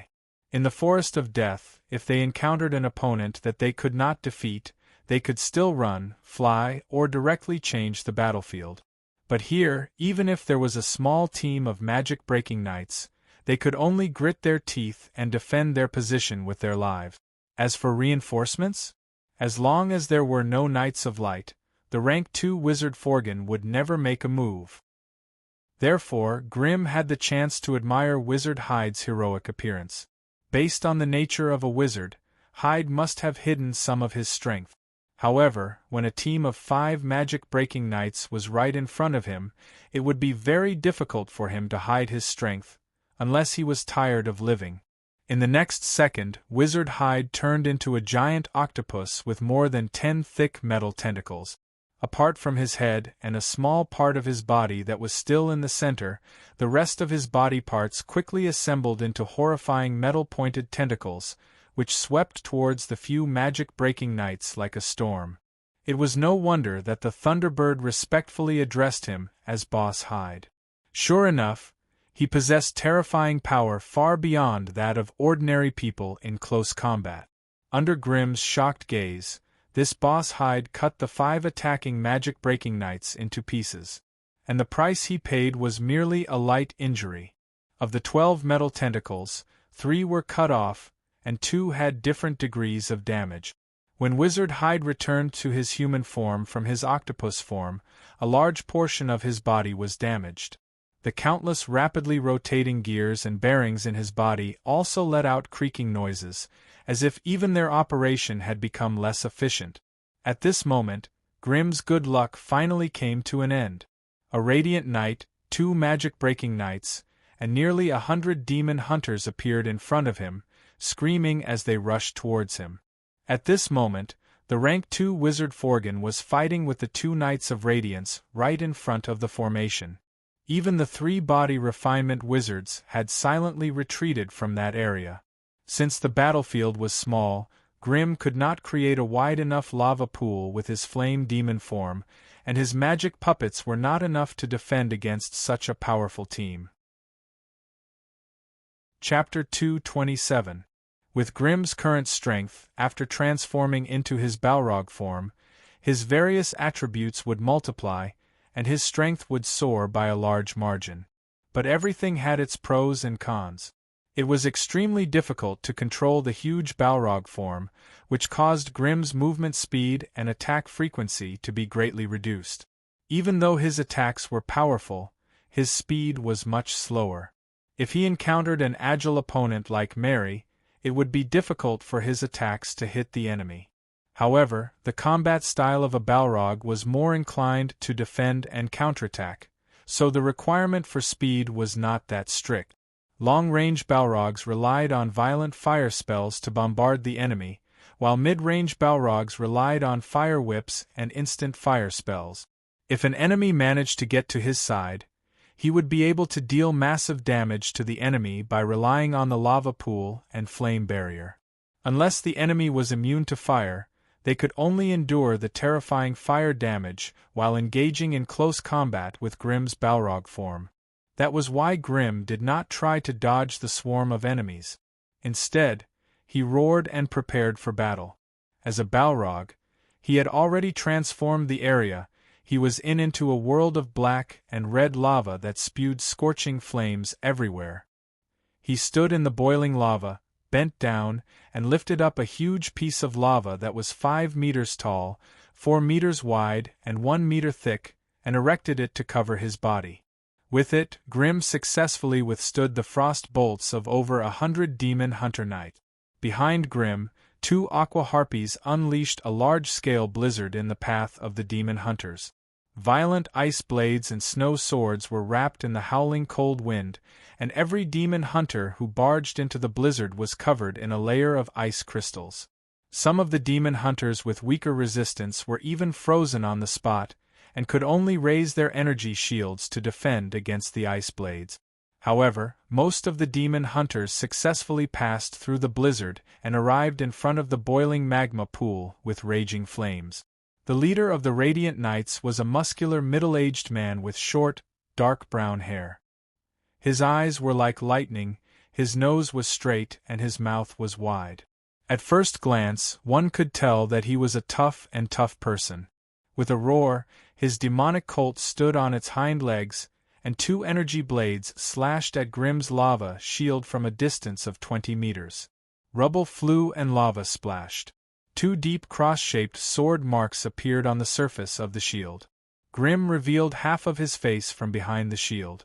With a sinister smile, a lava fireball the size of a washbasin whistled towards his opponent. Unfortunately, the magma fireball was cut into 4 halves by the energy blades of the 2 magic-breaking knights when it was only halfway through its flight. It exploded in the air and splashed a rain of magma. Just as the knights hurriedly rode their horses to avoid the attack, the lightning giant that had been hiding in the air suddenly revealed itself. Along with its appearance were the raging waves of thunder and lightning that came crashing down. Just as the demon hunters hurriedly rode their horses to avoid the attack, the lightning giant that had been hiding in the air suddenly revealed itself. Along with its appearance came the raging waves of thunder and lightning. At the same time, the Flame Lord that was standing silently behind Grim also completed its final spell. As it raised its hands, a crimson flame storm that covered an area of 100 meters exploded in the middle of the group of demon hunters. In Grim's mind, the AI chip projected the data. The highest degree of energy in the core area of the crimson flame storm was 117 degrees. Based on Grim's understanding, the knights in this realm generally lacked resistance equipment. Even the Radiant Knight's rune equipment could not withstand up to 100 degrees of energy damage, and the magic-breaking knights could only withstand up to 40 degrees of energy damage. As for the regular demon hunters, they could only withstand around 15 degrees of energy damage. This level of equipment was more than enough to deal with the naturally awakened evildoers in the realm. However, it was too weak against the evil sorcerers that had come from another realm. Under the double attack of the crimson flame storm and the raging waves of thunder and lightning, countless demon hunters struggled in pain, trying their best to escape the area ravaged by the spells. Their hair, skin, and armor had already melted together under the terrifying heat. If they did not escape from the crimson flame field within 3 breaths of time, their entire bodies would collapse into a ball like a candle, a ball of ash that no one would be able to distinguish from its original appearance. Seeing the chaotic and cruel battlefield around him, the middle-aged Radiant Knight roared in anger. He leapt off his magic colt and ran towards Grim with large strides. His steel boots stepped into the lava, and he was quickly scalded red. Intense energy and intense fire elements clashed, causing dazzling sparks to fly. "You're finally here." Grim had been hiding behind the lava shield, and the AI chip in his mind was operating at a high efficiency. It had gathered a large amount of information and integrated it into the battlefield's dynamic monitoring system, continuously providing him with the best response. Lord Forgan was entangled with the enemy, and Grim had to face a Grade 2 demon hunter from another world. In terms of life force, he had no chance of fighting the enemy head-on. It was impossible for him to escape without a fight.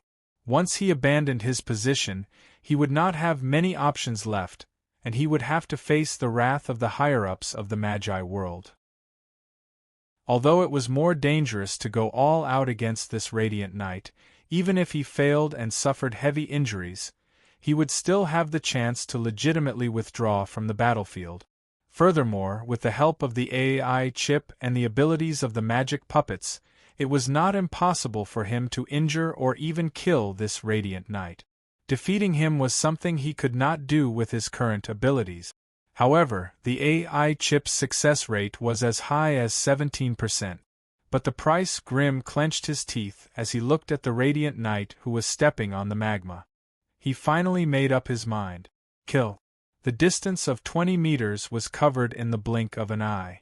Taking advantage of the moment the strong Radiant Knight arrived in front of him, Grim raised his huge lava shield with all his might. The lava shield, with viscous red lava flowing on it, flew out with a whoosh, fiercely smashing towards the enemy. Before the shield even reached him, a scorching heat wave was already pressing down on him. The sound of metal clanging could be heard. The runic longsword that was soaked in radiant energy slashed down with great force. The 1-meter-thick lava shield finally could not withstand the double attack of the Radiant Knight's powerful strength and runic energy. It was split in two from the middle and flew past the Radiant Knight's body. Having cleared the obstacle between the two, the Radiant Knight leapt into the air, the runic sword that was surrounded by radiance drawing a terrifying cross in the air, fiercely slashing towards Grim. Although Grim's Balrog form had thick skin and flesh, and he also had lava armor and witchcraft defense, his defense was not much stronger than the lava shield. If the Radiant Knight's attack landed, the Balrog's entire body would probably be pierced through. The Balrog, whose entire body was made of black-red lava and terrifying flames, staggered a step back. Then, it stretched out its huge fan-like lava hand and clashed with the longsword of the Radiant Knight. Roar. Grim let out a mournful howl. His huge hand had been pierced through by the sword, all the way to the hilt. The Radiant Knight's sword was filled with berserk runic energy, and Grim's entire right arm was shredded into a rain of fire by the sword rays that filled the sky. This was the moment. Enduring the excruciating pain in his body, Grim's mind vibrated rapidly. As he staggered backwards, the Lord of the Flames behind him finally released a spell that he had prepared for a long time. Flame Cage. As the spell was completed, the lava that Grim had painstakingly created quickly gathered under the Radiant Knight's feet and rose from the ground.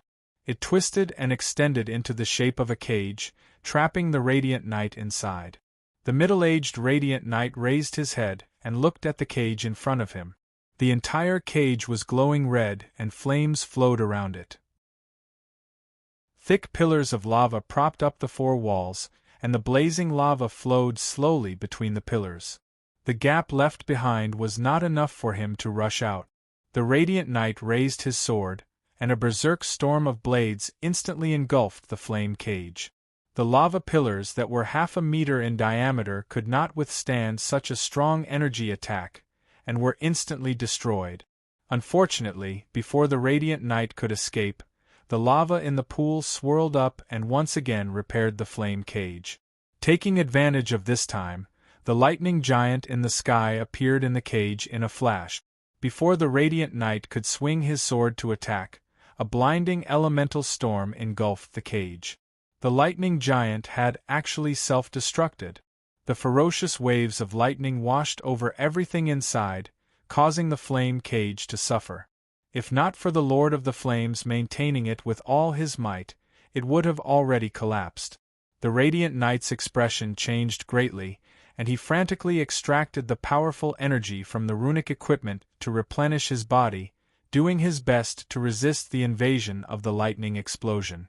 13 fingers might have passed in the blink of an eye under normal circumstances, but at this moment it was so painful and torturous. With great difficulty, the waves of elemental sacrificial explosion gradually subsided. The Radiant Knight was about to gather his strength to break this damned cage when another elemental puppet appeared in the flame cage. Water Man. In the next second, the bone-chilling power of ice began to wreak havoc in the cage, turning it into a world of ice and snow. After 11 fingers, another Water Man rushed into the cage and self-destructed. After experiencing 3 consecutive self-destructions of the elemental puppets, the Radiant Knight spat out blood as he struggled to break out of the lava pillars. However, just as he steadied himself, he raised his head and saw a terrifying dazzling red light coming down from above, completely covering him. Chapter 228. A sun gradually lit up between Grim's palms. This was not a spell that Grim had used before, nor was it a magic artifact. It was the purest form of light and heat. When Grim abandoned all external forms of witchcraft and condensed all of his fire origin force, a form of blazing light appeared through the power of laws. It didn't have the double damage of a magma fireball that combined physical damage and lava sputtering, nor did it have the terrifying shockwaves of a fireball, nor did it have the frightening killing range of a crimson flame storm. But when all of these were discarded, all that was left was the extremely condensed light and heat. It was just a beam of light. Its attack range was not wide, and it was condensed between Grim's palms. It was only as thick as an egg, and it looked more like a thick beam of heat. But when it hit the middle-aged Radiant Knight's chest and abdomen, a large hole was instantly melted into the exquisite golden armor. The flesh and blood under the armor withered and vaporized as soon as it came into contact with the light. The Radiant Knight did not even have the chance to dodge or defend, and a hole was burned through his abdomen. The flesh, tendons, and bones at the edge of the wound were all scorched, but the blood vessels were blocked. This was why there was not much blood in such a terrifying wound. But that was not all. The extremely high heat that came with the beam quickly spread the terrifying energy into the Radiant Knight's body. The middle-aged Radiant Knight felt as if he had swallowed a sun, and his whole body was emitting extreme light and heat. The light and heat boiled his blood and burned his body. Excess energy was released from the pores all over his body. At this moment, he felt like he was about to be cooked. The Radiant Knight's face was pale, and large drops of sweat rolled down his forehead and cheeks. But before they could fall, they were roasted into steam by his scalding skin and disappeared without a trace. He roared loudly, and a surge of rune energy rushed out from the tip of his sword, condensing into a shield made of pure energy in front of him, which temporarily blocked the terrifying light beam from reaching him.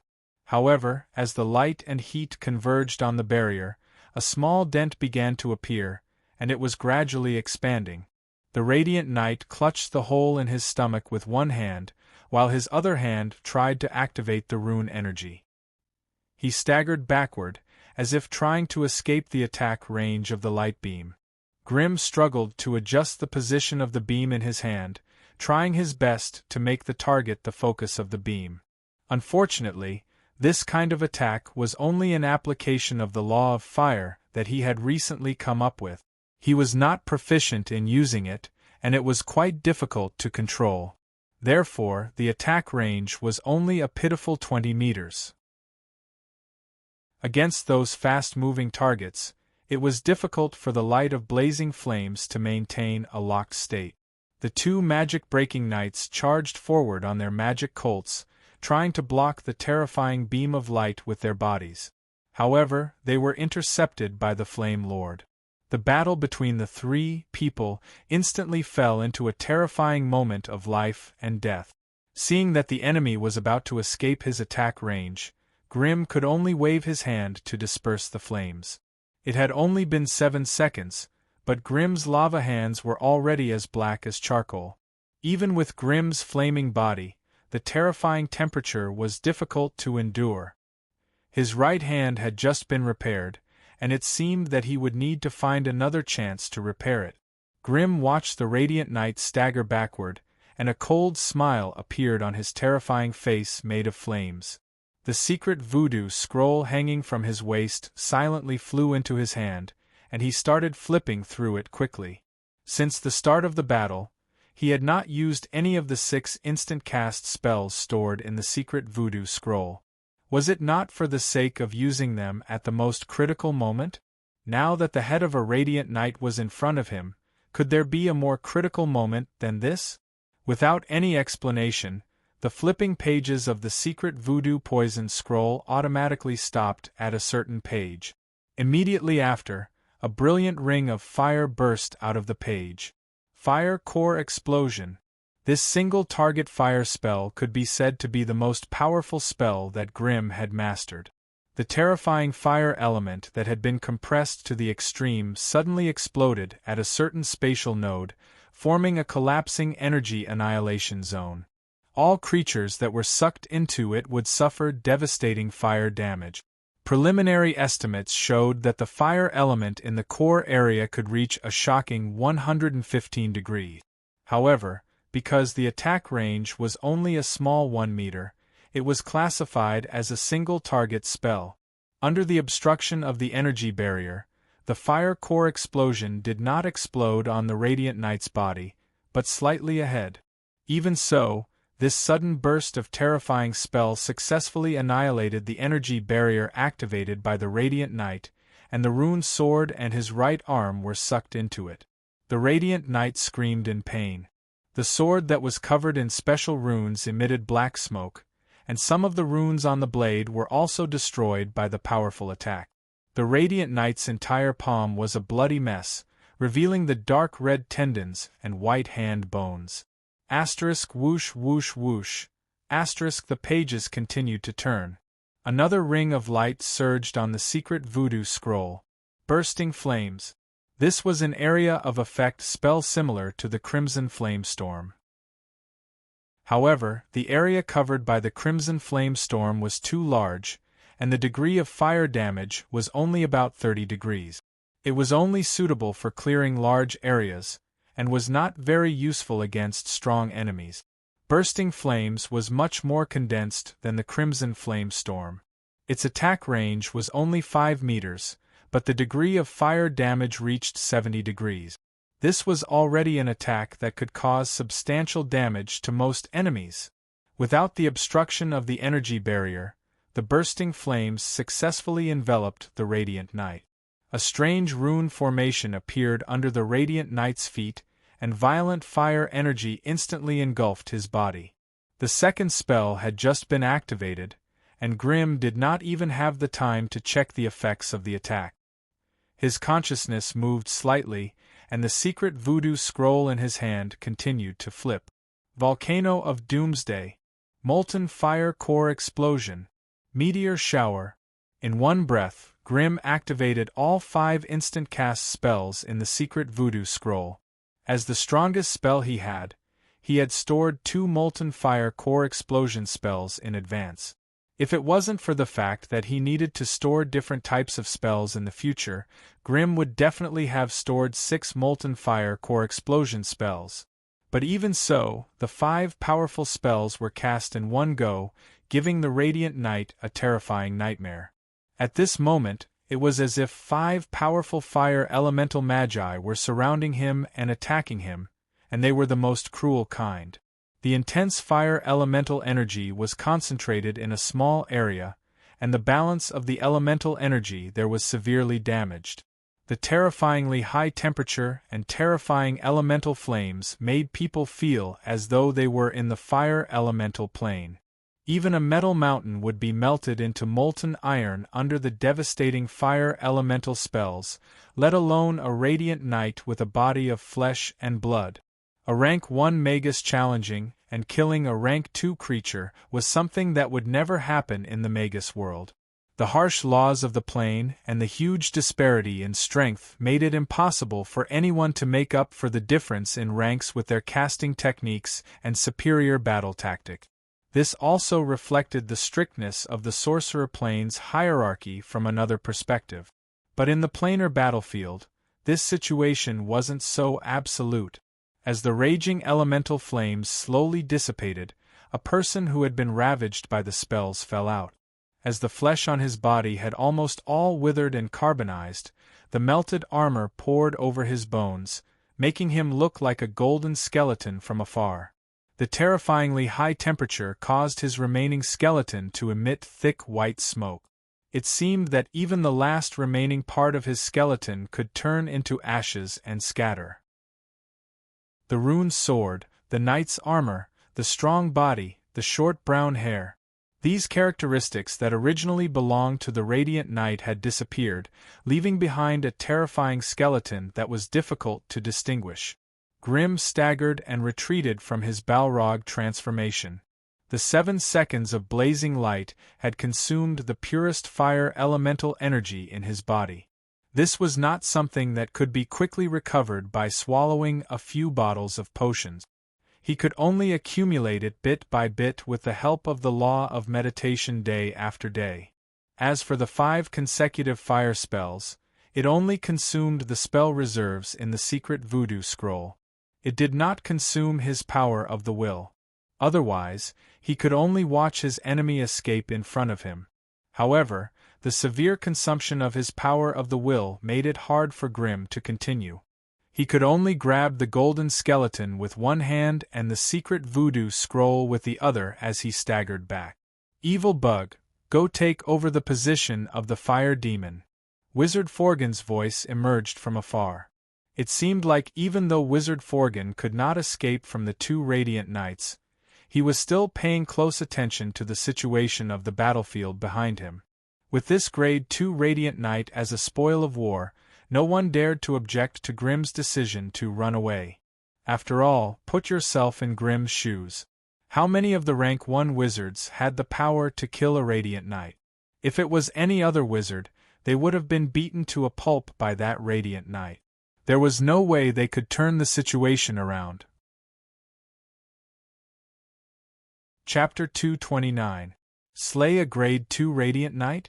If they had never come into contact with the Radiant Knights before, perhaps some magi would dare to dream of such a thing. However, after experiencing several battles with the Radiant Knights, all Grade 1 magi had long since given up on such unrealistic fantasies. Although the Knights of the Plane of Nights were slightly weaker, when they swung their glowing runic swords, even the most basic physical attack could be converted to a magic effect of 60 degrees. As for the Knight's berserk battle technique, it could reach an astonishing 120 degrees. This also meant that once these Knights got close, ordinary defensive spells and elemental barriers would not be able to withstand their attacks at all. Hence, the most common tactic used by these Knights against spellcasters was to raise their energy shields and charge forward while enduring the opponent's spells. Then, they would rush to the side of the spellcaster and cut them into pieces. Then, the world would be at peace. Simple, violent, and direct. It sounded so crude that people could not help but laugh. However, these Knights had relied on this method to slaughter all the naturally awakened spellcasters of this plane. That was until they encountered these evil magi from the sorcerer world. Grim dragged the golden skeleton of the knight and retreated from the battlefield, while Intik led a swarm of carrion beetles to replace him. Both sides inevitably brushed past each other. Intik's face was hidden under the shadow of his hood, and only part of his disgusting mouth could be seen. The moment they brushed past each other, he quietly tilted his head and glanced at Grim. In his unique insect voice, he said, "You're very powerful." Then, he secretly glanced at the secret voodoo scroll in Grim's left hand before commanding the carrion beetles to charge into the battlefield. Only when Intik's sticky gaze left him did the disgusting feeling in Grim's heart gradually begin to subside. "You're very powerful." Intik's bloodthirsty gaze, the hoarse and unpleasant insect cries, and the meaningful hints made Grim feel extremely uncomfortable. If not for the Lord of the Flames waiting not far behind him, as well as the powerful self-defense spell left in the secret voodoo scroll in his hand, Grim suspected that Intik would not be able to suppress the malice in his heart and launch an attack on him. Although Grim was already very weak, he still retained some strength to counterattack. Once someone couldn't restrain their greed, he guaranteed that he would use the most violent counterattack to shatter their unrealistic fantasies. Sorcerers were like lonely and greedy wolves that could usually gather together to devour their enemies. But once someone in their group showed signs of fatigue or became weak, they wouldn't mind using the cruel law of the wolf pack to clean up the weak. This cruel competitive relationship made it difficult for wizards to work together wholeheartedly, but it also nurtured many evil, cruel, and terrifying powerhouses who could stand alone and deal with any unfavorable situation. In the complicated and ever-changing situation of the planar battlefield, there wasn't much meaning in working together.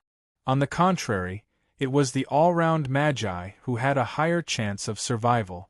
It was no wonder that non-combat magi were so eager to be dragged onto the battlefield and sent to their deaths at the mention of the planar war. After all, in the planar battlefield, there would be no anatomy refinery sorcerers to block the surging enemies for you, nor would there be elemental sorcerers to prop up an elemental shield for you, nor would there be sorcerers to drag you along as you fled. When you were in the planar battlefield, you would always be fighting alone. In the planar battlefield, you had to solve all the problems you faced. Once you fell into a crisis because of your own incompetence, don't expect your companions to come to your rescue without hesitation. All they could do was throw a witchcraft fireball at you and drag your enemies to the grave with you. Just like in the wild battle earlier, although the three anatomy refinery sorcerers, Grim and Hyde, had put up a simple defense line on the outside, there were still a lot of small fries that slipped through the defense line. The Magi who were protected in the inner circle tried their best to clean up the large group of demon hunter knights in the distance while dealing with the annoying ones that rushed to their sides. In such a situation, the auxiliary sorcerers who had no ability to protect themselves and relied on the protection of their companions to unleash their maximum combat power were the quickest to die. Perhaps this was the main reason why most arcane sorcerers would work hard to learn some elemental sorcery.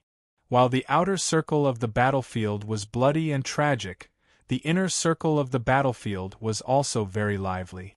Before Grimm could drag his exhausted body back to the group of sorcerers, a squad of demon hunter knights charged at him while chanting the inane slogan of "Exterminate Evil." Of course, they quickly fell under the violent fire spells of the Lord of the Flames. It had to be said that Grimm had the confidence of having a wizard-level magic puppet by his side to protect him. It took Grimm the time it took to brew a cup of tea to finish the short distance of less than 100 meters. Behind him, more than 30 demon hunter knights had already fallen. As Grimm slowly walked through the sorcerers' formation, the sorcerers who were fighting with all their might could not help but nod at him.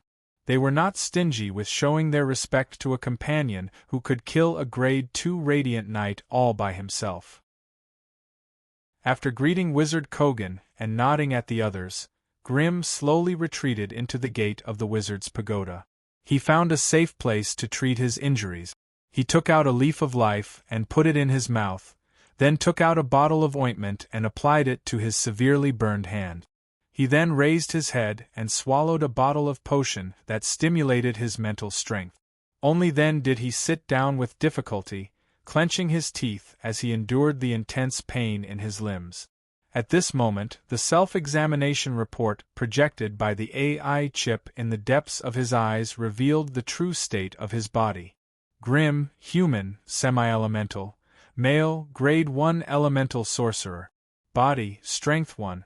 504, agility 0. 906, vitality 1. 40. 5, mental strength 1. 301. Status: mental strength depleted, recovering from serious injuries. The numbers in brackets in the self-examination report were his current physical stat. Comparing the two, he could more directly feel the extent of his body's deterioration. Grimm sat quietly, waiting for his body to slowly recover. The tall Lord of the Flames guarded the gate of the wizard's pagoda, helping the potion master Farrell quickly eliminate every demon hunter that barged into the area. It seemed that the family still valued Farrell's talent as a potion master. Otherwise, they would not have assigned him such a low position. With the help of the Lord of the Flames, Farrell, who was not adept at combat, could finally relax. He turned around to look at Grimm, who was in pain, and tossed a small green potion bottle at him. He said in a hoarse voice, "Rub this on your wounds. It can relieve the burns caused by the fire origin energy." Grimm caught the bottle and held it in front of his eyes. A green potion was slowly vibrating inside the colorless and transparent vulcanized test tube. When the cork was pulled out, a unique aura of life force was released. Grimm looked down at his hands and could not help but shake his head and smile bitterly. His originally fair and slender hands were now as black as charcoal, and their surface was covered with fine wrinkles and cracks. If he exerted a little force, the charcoal-like skin would crack open, revealing the black finger bones underneath. Even though the leaf of life in his mouth was slowly but steadily healing the burns on his hands, the burns this time were caused by the violent fire element law released by the light of flames. If he did not remove the strands of law energy, his hands would not be able to recover. The new flesh would be instantly evaporated by the high temperature and heat of the fire element law, leaving his hands in this state forever. Even though this part of the fire element law came from him, when he used the body of a fire demon to control the fire element law that he was not familiar with, the backlash of the law was extremely terrifying. If he did not absorb or neutralize the dissipating law energy, his hands would not be able to recover. This also meant that he would not be able to use both hands to cast spells in a short period of time. Grimm tried to drip a drop of the potion on his left hand. The moment the green liquid came into contact with his shriveled flesh, a crisp popping sound could be heard. Pieces of charred flesh burst open, and wisps of bright red flames rose from within. Then, they were gradually extinguished by the green liquid. Soon after, that area of skin gradually became plump and supple. Grimm smiled and nodded at Felicia. Only then did he dare to rub the green liquid on his burnt hands. Following the continuous crackling sound, strands of the law of fire were pulled out and slowly dissipated in the air. Grimm's hands had also returned to their normal white and slender state. As for the pain and numbness caused by the exploding skin and growing flesh, Grimm used his powerful power of the will to suppress it. He was the only one who could fully understand the meaning behind all of this. During this time, Wizard Forgan, who was covered in a layer of frost, barged in along with the howling cold wind. He sat cross-legged in another corner of the hall and began to quickly heal himself. "This is for you." Wizard Forgan casually threw over a giant ice crystal. Inside it, the frozen radiant knight could be vaguely seen. "Use this to please that little vampire lover of yours. Maybe you'll be able to get intimate with her immediately." Seeing a high-ranked magus, who usually did not smile, tease him like this, Grimm was speechless for a while. However, the value of a well-preserved radiant knight's body was definitely much higher than his tattered bones that were about to be burnt to a crisp. Therefore, Grimm's eyes lit up as he accepted the frozen knight. Chapter 230. The defensive perimeter of the wizards was getting smaller and smaller. In the end, all of the wizards were forced to the entrance of the wizard's pagoda, where a thick elemental barrier was erected, barely blocking the green dragon's dragon breath. During this time, another magus fell to the radiant knight's butcher knife. Takner, an illusory master, was rumored to have learned some wind element wizard spells. Unfortunately, his excellent talent in illusory spells could not guarantee his safety when facing multiple enemies, and his simple wind element wizard could not help him escape from the enemies.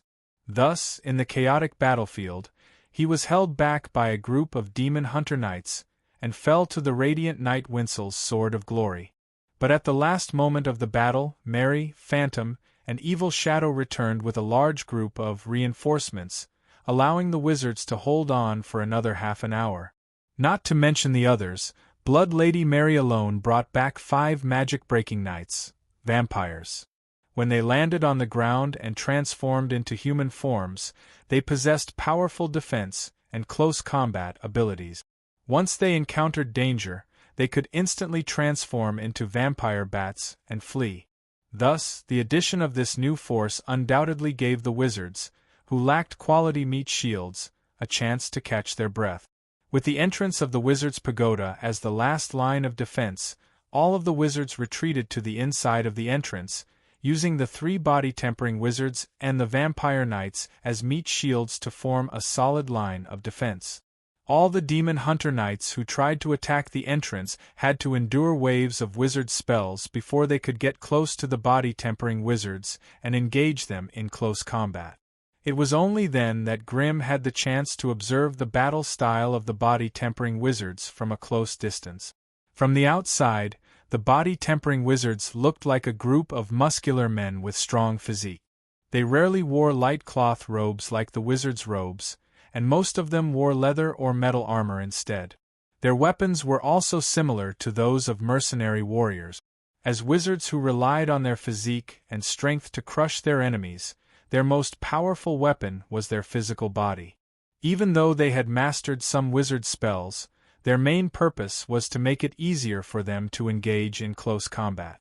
Their 2-meter-tall height did not give them an advantage over the demon hunter knights who were riding magic colts and wielding rune swords.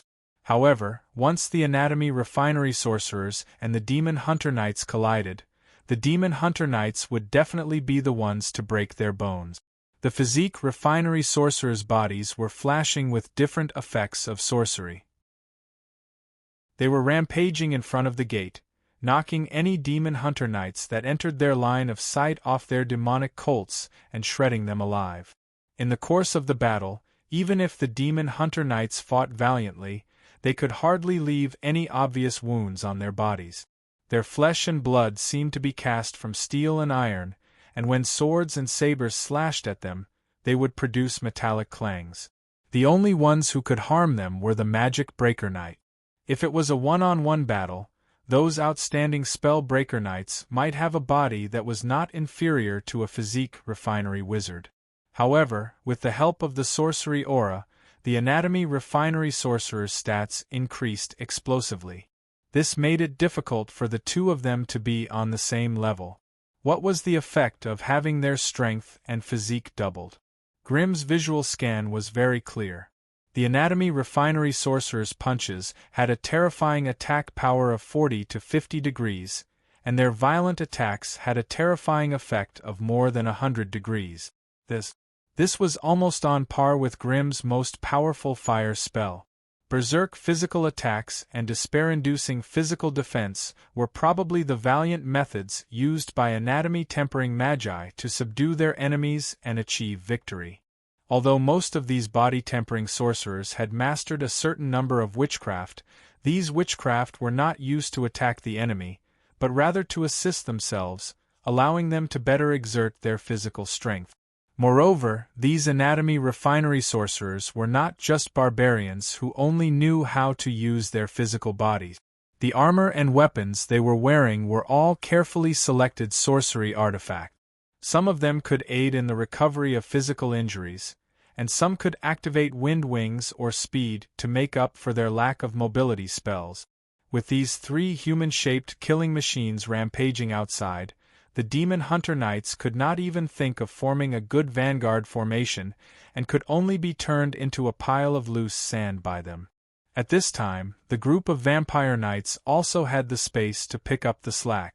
Together with the Carrion Beetles, they formed a second line of defense, continuously killing the Demon Hunter Knights who were rushing forward. Although the anatomy refinery sorcerers looked like muscular barbarians, once they encountered a radiant knight that they could not defeat, they would immediately retreat to the entrance of the wizard's pagoda. At this time, it was the turn of the gathered sorcerers to use their violent spells to kill the radiant knights. Even though the radiant knights were of a higher rank, they could not avoid the berserk spells that rained down on them.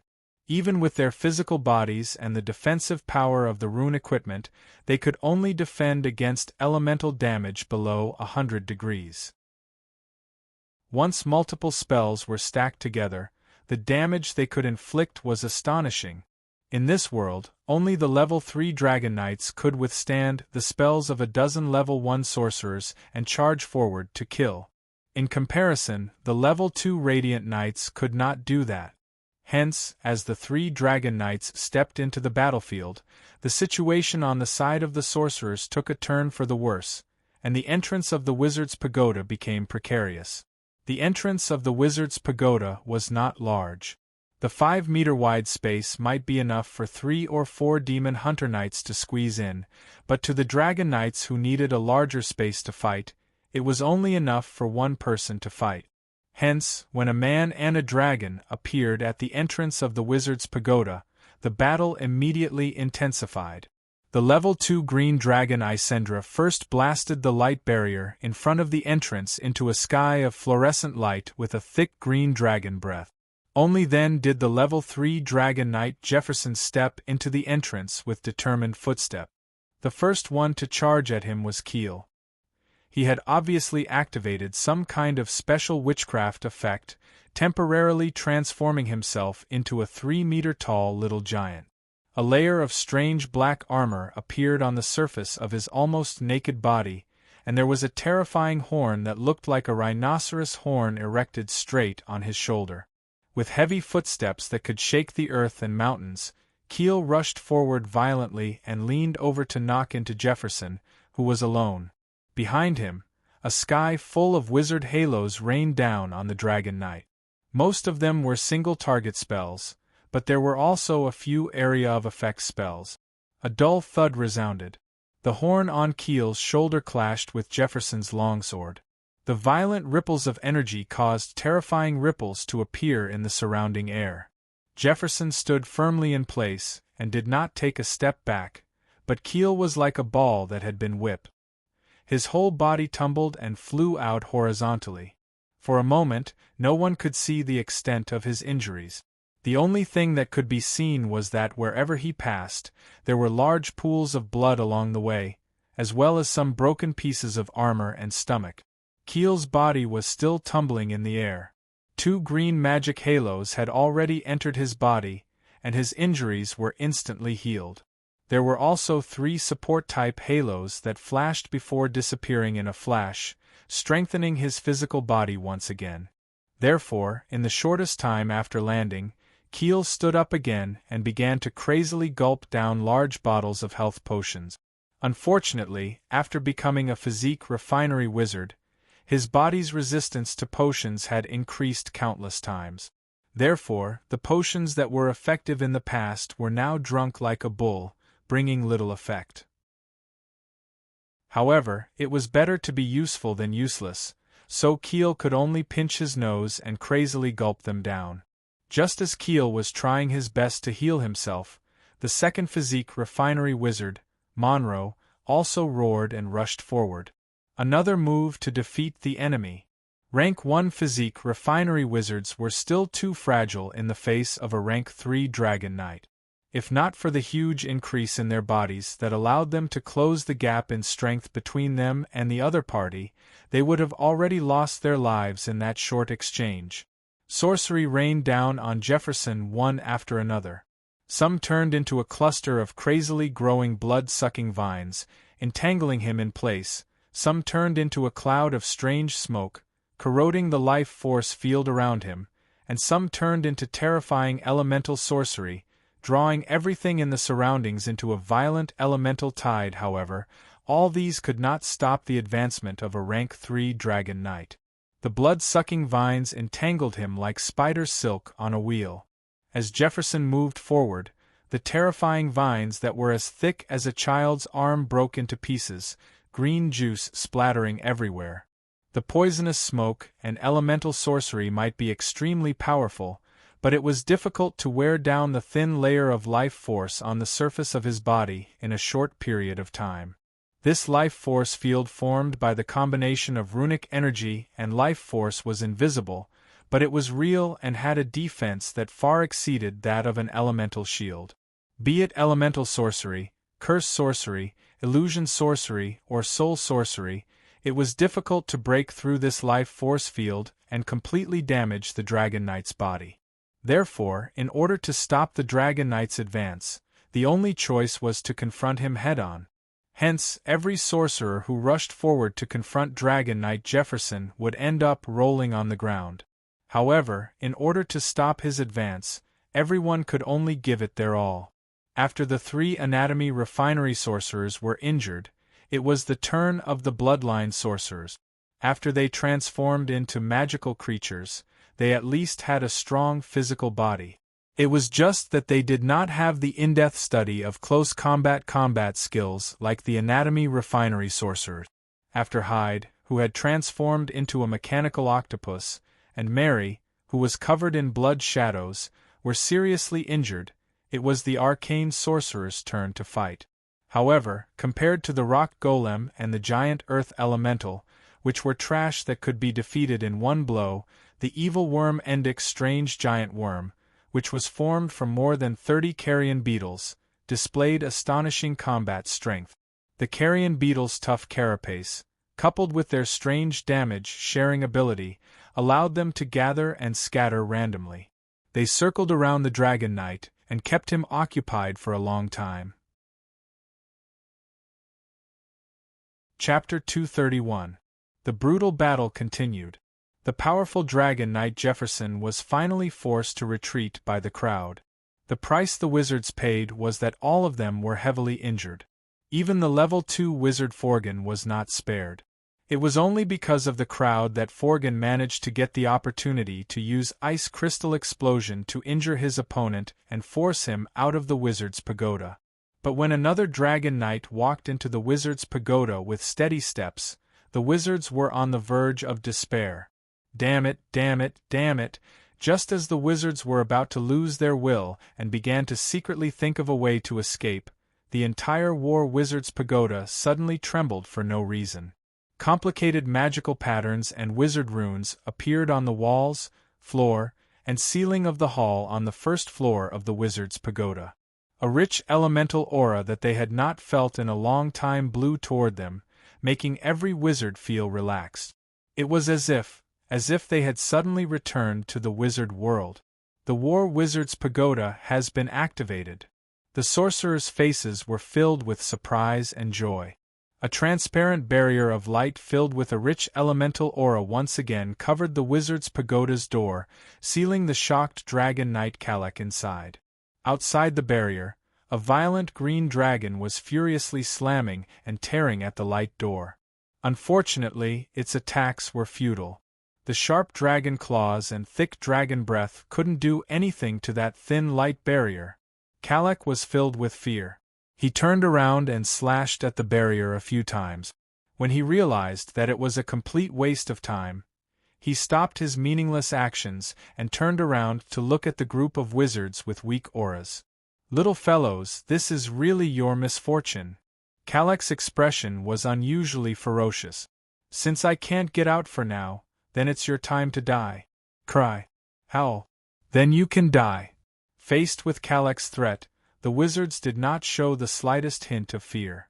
Instead, a strange smile appeared on their faces. Just as Kalek could no longer tolerate the strange atmosphere and was about to take a step forward to start a massacre, a feminine and evil voice suddenly rang in the hall. "Cry? Howl? That seems like something you're about to do. You are just a bug from a second-tier plane. Don't think that you can be arrogant here just because you have a giant dragon supporting you. Now, let Lord Purple Eye fight you." A mysterious, purple-robed sorcerer with purple pupils appeared in a corner of the hall, glaring coldly at the Tier 3 Dragon Knight Karek. Rank 3 Magus. The mental fluctuations radiating from his body were bona fide Tier 3. This was a Rank 3 Magus. With the appearance of this wizard, Kalek suddenly felt an indescribable discomfort in his body, as if there was an invisible shackle firmly shackling him. Even breathing became difficult. Under the shackles of this invisible shackle, the originally violent and domineering aura on Kalek's body continued to fall, and every move he made carried a touch of indescribable weakness. "Damn it, what is this?" The horrified expression on Kalek's face could no longer be concealed. His uneasy eyes wandered around, trying to find the cause of his weakness. However, in the next second, the Rank 3 wizard completed a terrifying bloodline transformation in front of him. He turned into a terrifying, 7-meter-tall, purple-eyed giant. He had a bloated body, indigo skin, and a fierce appearance. But the most eye-catching thing was the purple pupils that covered his entire body. When the evil-eye giant roared and rushed towards Dragon Knight Kalek, Wizard Forgan dashed towards the second floor of the War Wizard Tower without looking back. The rest of the sorcerers also came to their senses and quickly left the secret spell hall. This was a battle between Rank 3 powerhouses. If their strength had not reached a certain level, a group of Rank 1 wizards like them would not even have the chance to watch the battle. Not to mention participating in the fight, just the aftermath of the fight between the two was enough to easily flatten them. Therefore, seeing Lord Forgan's reaction, the other wizards hurriedly followed. Walking through the unusually crude stone tunnel, the wizards felt relaxed like never before. It was as if they had returned to their own plane of origin. Although they had already adapted to the planar laws of this plane of nights, in the end, they had only adapted to it. They had not truly integrated into this plane of existence. Therefore, when the familiar aura surged within the wizard's pagoda, the Rank 1 wizards who had just condensed their law core felt it the most. To them, this law core was a form of strengthening and sublimation, but it was also a form of restriction.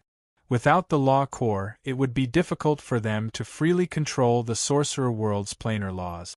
If they wanted to continue to grow stronger, they would need to continuously strengthen their law core and make their soul and plane of consciousness more closely linked. However, it was precisely because of the existence of the law core that they were branded with the strong consciousness of the Magus world. No matter how many planes they ruled, no matter how many worlds they traveled, no matter where they were in the multiverse, their body, mind, and soul all belonged to the great wizard world. This was determined from the moment they were born in the wizard world. Only in the sorcerer world could their souls and bodies be truly liberated. Only in the sorcerer world could they obtain peace and tranquility of their souls. Once the wizard world met with a calamity, the wizards who depended on the wizard world would have their paths cut off, unable to advance any further. This was the most fundamental reason for the existence of the wizard faction. Wizards were all evil and selfish. They worshipped the accumulation of knowledge and resources, but they were more willing to use their intelligence and profound knowledge to defeat one enemy after another. When a sorcerer's strength reached a certain level, they would also have the ability to leave the plane, survive, and develop independently. However, no matter how powerful they became, the wizard world was still their root, the source of their souls. That was why the powerful sorcerers, who had extended their reach to many planes, had formed a loose sorcerer faction in order to protect their roots and their homes. Together, they resisted the other powerful races and planes of the multiverse. Grimm and the rest had all advanced to become rank 1 wizards in the wizard world. When they condensed the law core in their spiritual consciousness, their consciousness was already tied to the consciousness of the plane in the wizard world. They were bound together for good or bad. Thus, when they suddenly sensed the aura of the wizard world in another world, the breathing of the wizards became much smoother. Countless elemental particles visible to the naked eye spread out from within the walls of the wizard's pagoda and clustered around them. They were colorful, as if they were draped in colorful clothes of different colors. Grimm was a fire elemental wizard, so the particles surrounding him were dense fire elemental particles. Sniffing the fire elemental particles that assaulted his face, Grimm felt extremely comfortable. It was as if every pore was hungrily absorbing the elemental particles that he hadn't seen in a long time. This was only a vague feeling, but the AI chip in his mind gave him the most direct data. Beat. Environmental Monitoring Report. Fire elemental particles density increasing rapidly 11%, 12%, 13% in this small plane where the elements were scarce. They had long gotten used to the harsh and cruel environment. Now that the plane's shackles had been broken, all the sorcerers were overjoyed. Deep in their hearts, their sense of identity and belonging to the sorcerer world grew stronger. They were just passers-by in this world, and the wizard world was where they came from. At this moment, almost all the sorcerers had the same thought in their minds. Ferocious rumbles traveled through the long tunnel, and even the wizard's pagoda began to tremble slightly. This was partly due to the battle between the experts on the first floor, and also due to the ferocious attacks of the demon hunters outside the pagoda. After all, this wizard's pagoda of war was a simple, weakened version. The defense of the pagoda could not be compared to the original wizard's pagoda. Thus, they could not allow the bugs outside to be so arrogant. Comrades, the wizard's pagoda of war has been activated.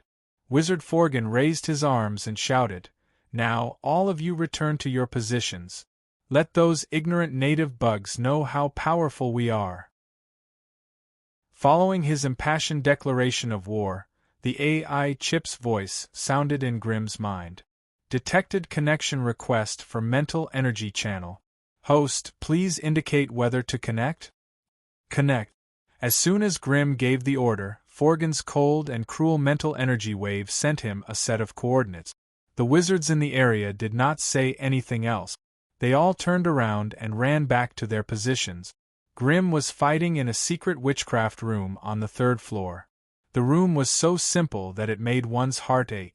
Other than a mysterious wizard formation in the middle of the secret room, there were no other decorations or decorations. On the hard rock walls of the secret room, powerful elemental energy flowed through spell formations. As far as the eye could see, there were energy circuits, energy nodes, runic spell formations, conversion spell formations. All of these familiar yet unfamiliar things were vivid in his mind. If this was the original wizard's pagoda, these wizard formations should be hidden in the middle of the layers of the tower. How could they be exposed without any concealment or protection? Grimm was sure that even a small fireball from him could create a giant hole in the defense system of the wizard's pagoda. From this, it could be seen how rushed the wizards who built this wizard's pagoda were. Although he had not been a wizard for a long time, this simple wizard formation was not a problem for Grimm. As soon as Grimm stepped into the wizard formation and stood in the middle of the wizard ring, a strange mechanical voice rang in his head. "Welcome, Wizard Grimm. You have received the authorization to control this attack spell formation. Do you want to activate the attack spell formation now?" This was the voice of the tower spirit of the wizard's pagoda. However, it seemed like it was still in the most primitive stage of intelligence. That was why the attack spell formation needed an official wizard to control it to unleash its full power. Activate.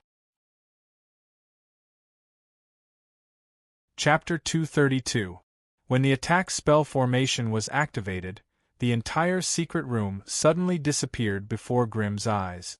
It was as if the war wizard's pagoda had suddenly become transparent, allowing Grimm's vision and senses to extend to every corner of the battlefield. It was a unique perspective of looking down at the battlefield from above. It was as if Grimm had suddenly turned invisible and was hovering 40 meters above the ground, silently looking down at the dense crowd and the rain of rune arrows that were as dense as a swarm of locusts.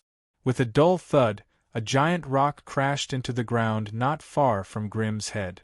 Then, a giant dragon covered in dense green scales flew across the sky, opening its mouth to release a terrifying dragon's breath at the wizard's pagoda. Meanwhile, the Tier 3 Dragon Knight stood firmly on the green dragon's back and brandished its dazzling longsword, sending one condensed energy blade after another at the tower's body. A giant crack appeared on the transparent tower in front of Grimm. Even though most of the cracks were quickly repaired by the circulation of elemental energy, there were still some small cracks left behind. If he allowed the enemy to continue attacking, the war wizard's pagoda that had just been activated would not be able to withstand it. Grimm let out a low grunt, his mental energy seeping into the spell formation beneath his feet. Immediately, a massive amount of fire elemental energy flowed into his body through the tower. Without the control of an official wizard, the attack spell formation would only be able to continuously release wizard fireballs to attack the enemy. But with a controller like Grimm, the power of its attacks was immediately increased by several levels. Whoosh! A lava fireball the size of a millstone howled as it charged out of the wizard's pagoda, crashing directly at the green dragon and the dragon knight on its back. The sudden attack had clearly frightened the two. The green dragon's massive body flipped to the side in an attempt to dodge the fireball. But just as the lava fireball was about to brush past the green dragon's neck, it suddenly exploded. In the next second, the raging sea of magma and lava fragments engulfed them, while the scattered flames also brought disaster to the knights on the ground. A shrill dragon roar shook the entire battlefield. The green dragon covered in crimson lava flapped its wings and soared into the sky, finally escaping the area of the lava fireball. On the other hand, the dragon knight on its back was covered in a layer of dazzling life force and was clearly unharmed. They did not suffer too much damage, but the demon hunters beneath their feet could not do the same. They had been knocking their arrows and trying their best to attack the door of the wizard's pagoda with rune arrows when they were engulfed by the rain of fire falling from the sky. The land within a 50-meter radius had been set ablaze, and they could only put away their bows and arrows and use their energy shields to escape the area. Some of the slower ones had their armor set ablaze, making them look rather pathetic. However, this lava fireball was like a starting gun. In the next few seconds, 4 to 5 different colored spells shot out from the war wizard's tower, landing precisely in the area where the demon hunter knights were the most concentrated. A strange khaki-colored halo landed on the ground. The 5 to 6 demon hunter knights, who were within the range of the halo, suddenly felt their bodies sink. They groaned and knelt on the ground. 2 demon hunters at the edge of the area barely managed to escape, but the other 3 demon hunters at the center of the area fell to the ground. Blood gushed out from under their thick armor. It was obvious that their flesh and bones were crushed by the terrifying gravitational force. A gray halo flashed by not far away, and countless strange shadows appeared in the air. These shadows were like shadow creatures without physical bodies, continuously charging into the bodies of the demon hunters within the halo. The demon hunter knights would groan in pain with every shadow that entered their bodies. Those who managed to escape in time were fine, only suffering some damage from the shadows. Those who did not manage to escape in time knelt on the ground, spitting out large mouthfuls of black blood that was filled with shattered organs. What was even more terrifying was a crackling chain of lightning. When the terrifying lightning snakes wriggled among the crowd, every demon hunter knight who came into contact with the lightning snakes was instantly burnt to a crisp and fell to the ground. With just this attack, 9 demon hunter knights had become victims of the terrifying lightning element wizard spell. After the terrifying chain of lightning had exhausted its energy, it slowly disappeared from the battlefield, leaving behind a large patch of charred corpses and a pungent burnt stench. Seeing the wizard spells continuously appearing in the battlefield, Grimm's face revealed a hint of shock. The terrifying power of the War Wizard's pagoda on the battlefield was simply astonishing. If a level 1 wizard like him were to be placed in a battlefield, he would have to think of ways to stop the enemies from advancing, and also try his best to kill as many enemies as possible. He would also have to carefully assess the rate at which his mental energy was being depleted, and try his best to reserve enough wizard power to deal with any sudden changes. Hence, in the previous battles, Grimm could only use 6% of his energy to attack the enemies, the remaining 2 to control the situation, and the remaining 2 to protect himself. He could only achieve such a high efficiency with the help of the magic puppets. If it were any other wizard, it would be a miracle if they could use 4% of their energy to kill the enemies. But his safety was greatly guaranteed when he was within the War Wizard's pagoda. Coupled with the amplification of the wizard formation beneath him and the continuous flow of energy, he could almost unleash the greatest power of his attacks. Fire Demon, Master of Pyromaniac. As a powerful elemental wizard that specialized in fire, the abilities Grimm had chosen for himself were actually the most suitable for the battlefield. Once he let go of his psychological burden and unleashed the full power of his fire element wizard spells, the battlefield in front of him immediately turned into an apocalyptic lava hell. A wide flaming magic wall sealed the entrance of the wizard's pagoda, and the demon hunter knights could only grit their teeth and endure the burning of the magic flames if they wanted to attack the elemental barrier at close range. A large meteor shower instantly enveloped the area in front of the main entrance of the wizard's pagoda, and the fiery meteors that fell from the sky blasted a giant crater in the ground. The terrifying waves of fire came wave after wave, and the demon hunter knights had no place to hide. As long as there were more than 5 demon hunter knights in Grimm's line of sight, a lava fireball that streaked across the sky would land accurately on their heads.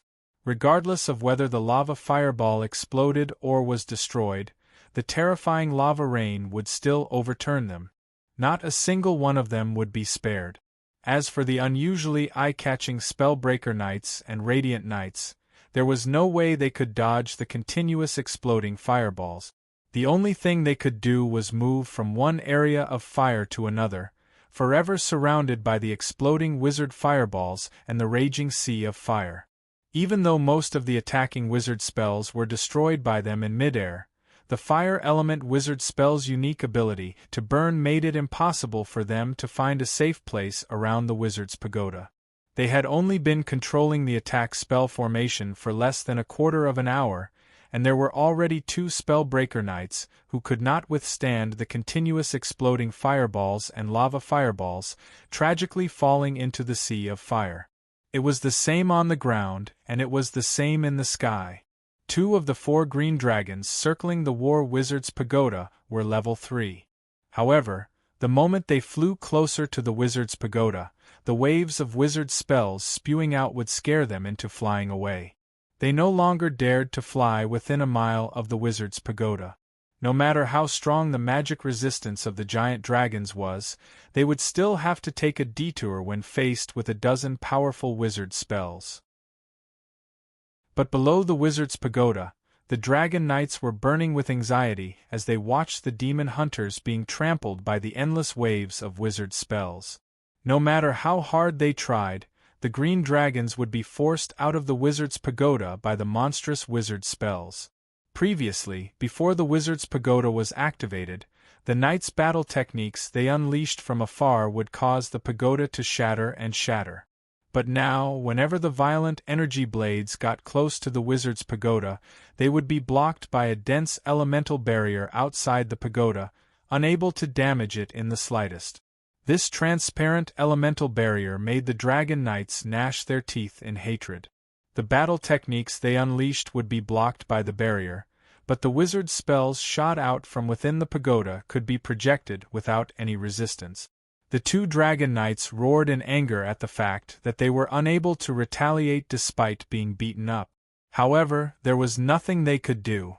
Especially when their companion, the level 3 dragon knight Kalek, was also blocked by the transparent elemental barrier within the wizard's pagoda. No one dared to imagine what would happen to him. Just as the group was panicking, unsure of how to continue attacking the wizard's pagoda, the space above the tall spire of the wizard's pagoda distorted, and 2 figures eerily appeared. One was a female wizard in a green robe, her entire body wrapped in green smoke. The other was a male wizard in a purple robe, his body covered in strange purple pupils. Their bodies were overflowing with powerful spiritual undulations.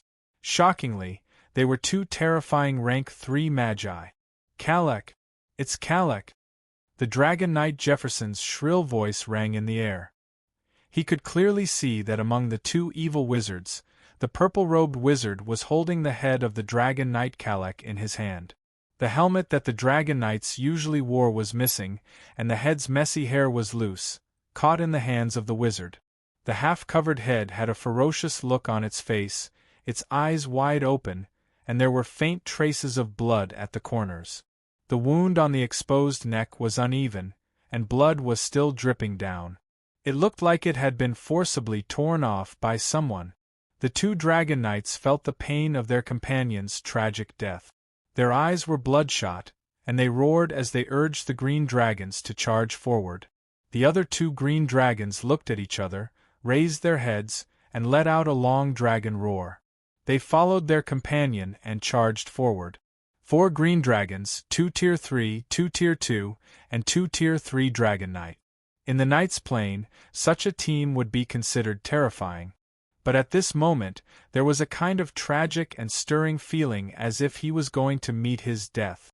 The roar of a green dragon came from the forest in the distance.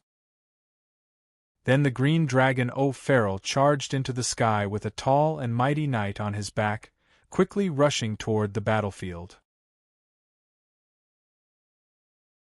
Chapter 233. The War Wizard's Pagoda. Due to the rush of construction, the facilities here were shockingly simple. Other than the 5-story elemental pool, there were almost no other wizard spell facilities in the energy room on the 2nd underground level. Even the elemental pool that was already in use looked crude and clumsy. Even the walls of the pool were uneven. Many plant roots and rotting branches could be seen in the holes. It was obvious that the soil had not been carefully filtered before it was molded. At this moment, the 11 wizards were floating above the elemental pool, continuously taking out magical crystals from the storage space they carried with them and throwing them into the pool. In the elemental pool beneath their feet, the magical crystals that had piled up like a small mountain were disappearing at a visible rate. Once an ordinary wizard's pagoda was activated, it would constantly absorb elemental particles from the surrounding space and gather them in the elemental pool to form a stable elemental energy. A portion of this energy was used to maintain the wizard's pagoda's normal energy consumption, while the rest was gathered in the elemental pool as energy reserves. Thus, the longer the wizard's pagoda was in operation, the more shocking the wizard's energy reserves would be. Under normal circumstances, attacking such a wizard's pagoda would not be worth it. It would be extremely difficult to successfully attack the wizard's pagoda without using up all the energy it had accumulated over the years. But this war wizard's pagoda had just been activated. Where would it get its energy reserves from? Thus, in order to maintain its normal operation, the wizards of the Solubo family could only throw in a large number of magical crystals to supply the wizard's pagoda's energy consumption. Especially now that the wizard's pagoda was facing a terrifying dimensional war. The elemental barrier on the body of the wizard's pagoda had to withstand hundreds of fierce attacks at every moment. And this was using up the magical crystals in the elemental pool. Not to mention the wizard's pagoda that would be bombarded every 5 minutes. A dozen large-scale wizard spells were exploding all over the place, blasting the demon hunters outside the pagoda until they were in complete disarray. And this was using up the magical crystals in the elemental pool.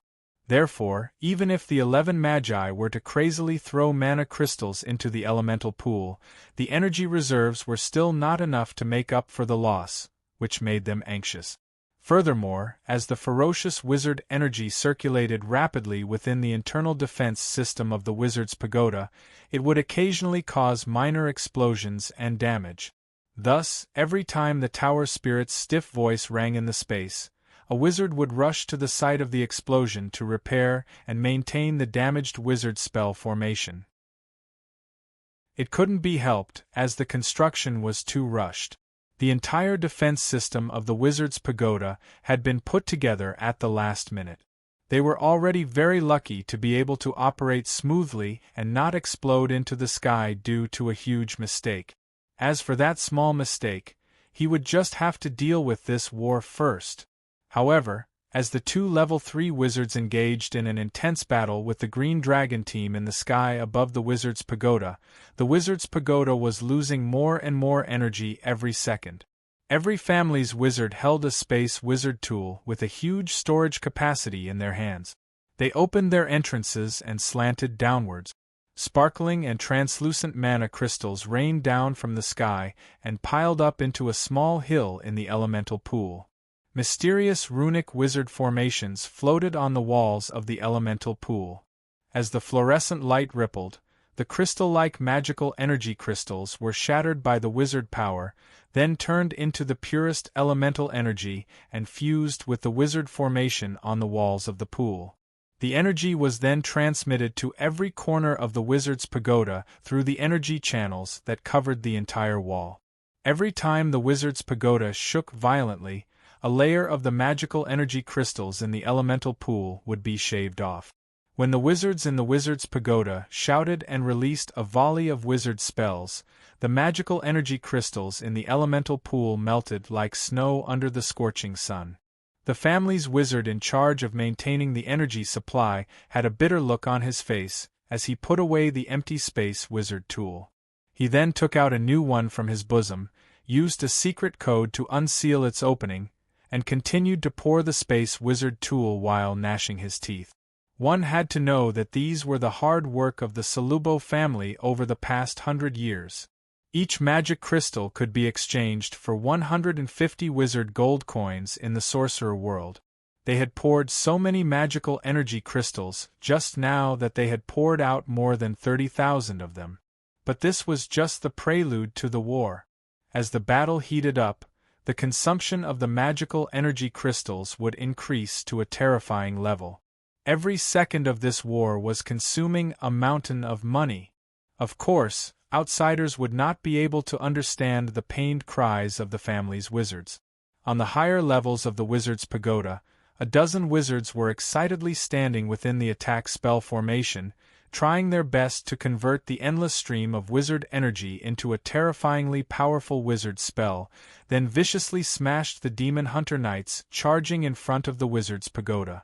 A group of knights with only bows and swords, without any siege weapons, without a strict organization or leadership, wanted to attack the wizard's pagoda of war that was going all out.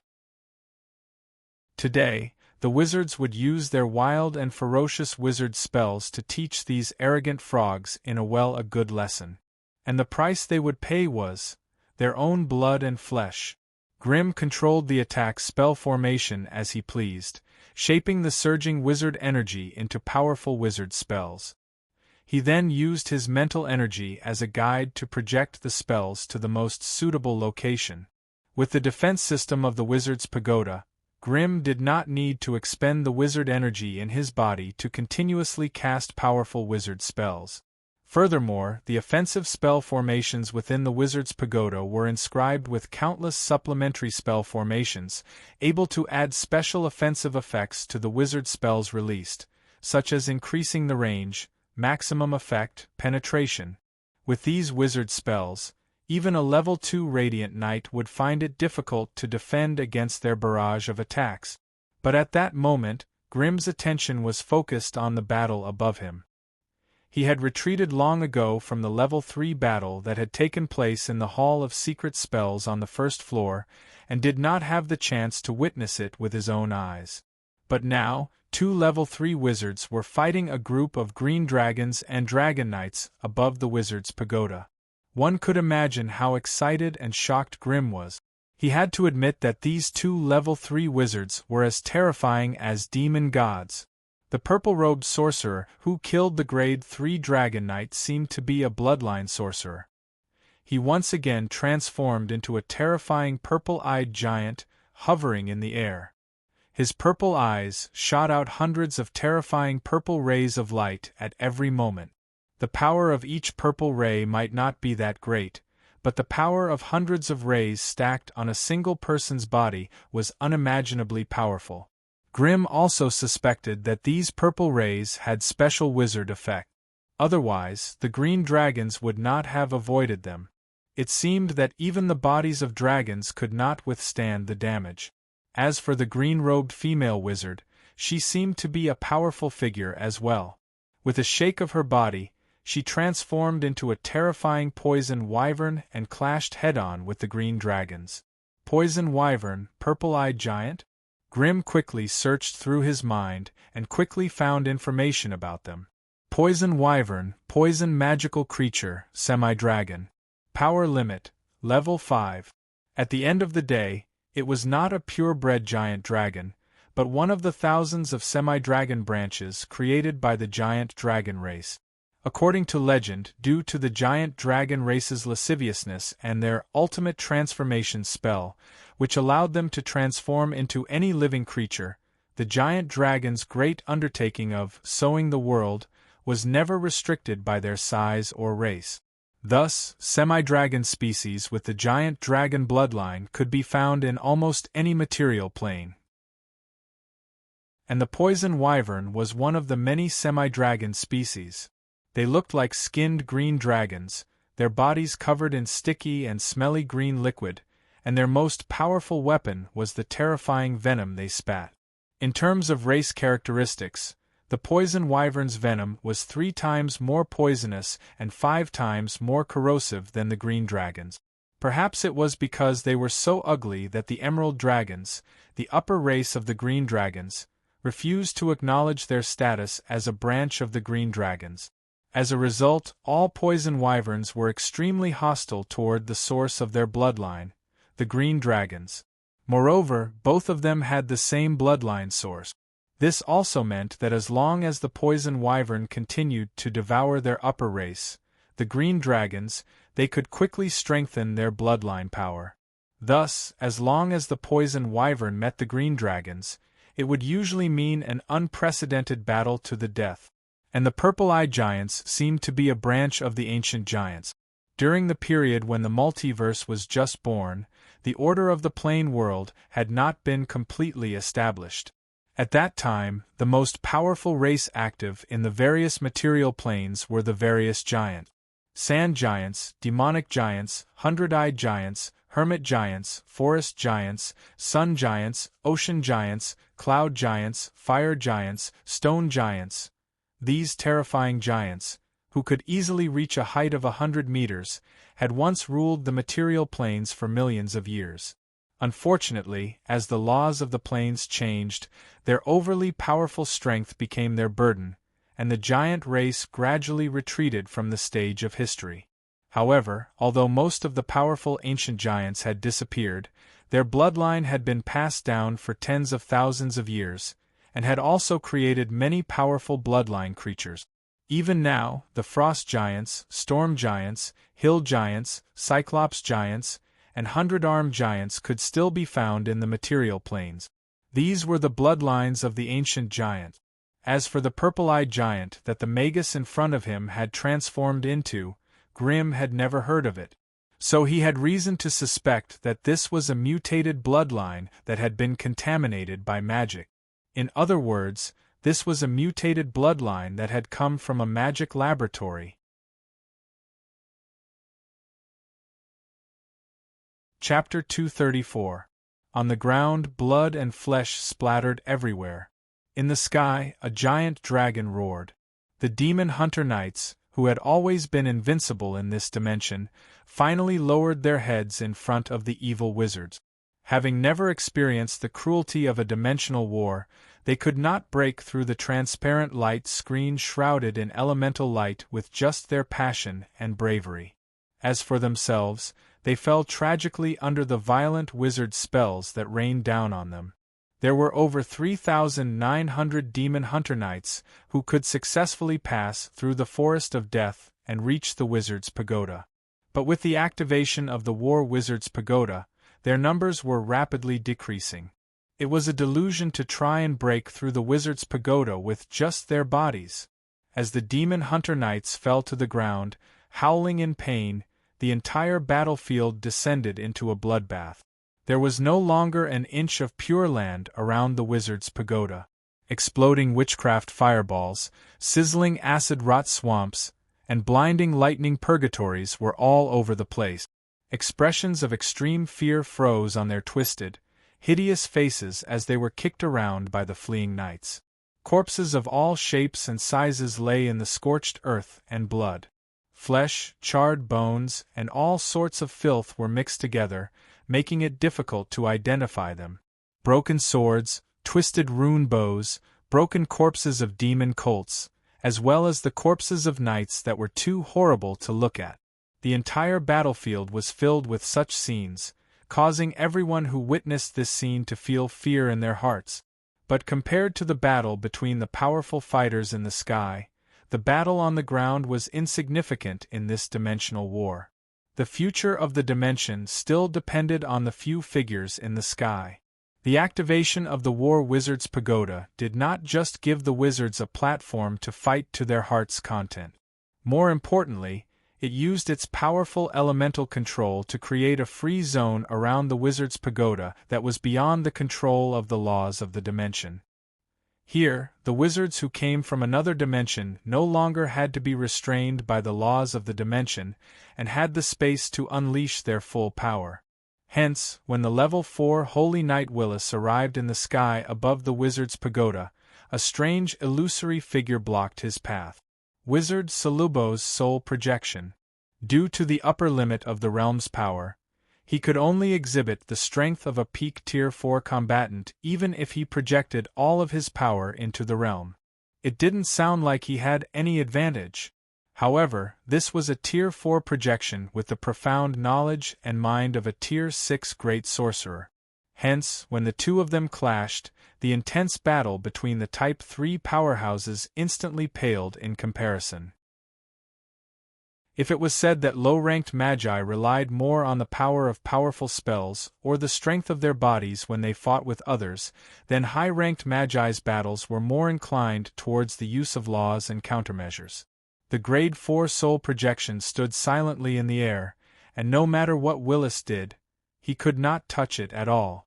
Regardless of whether it was the poisonous dragon breath of the green dragon beneath him or the ferocious battle techniques of the knights, they would all pass through the humanoid illusory figure unimpeded, bombarding the wizard's pagoda until it shook violently. It was as if that humanoid shadow did not exist in this plane.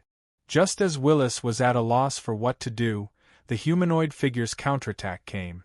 The other party's counterattack was a series of gray rays. Every ray that landed on the green dragon or dragon knight would instantly cause their limbs to wither and their flesh to wither. The terrifying aura of death required several times the amount of life force to extinguish it. Willis's powerful knight battle techniques could not be used against these strange death rays, and his fragile humanoid form could not defend against the invasion of the power of death. Left with no choice, Willis could only roar and transform into a giant green dragon covered in dense scales.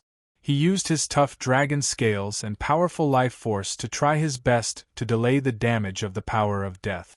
Other than the death rays, the humanoid illusory figure also shot out a continuous stream of sharp boned spears.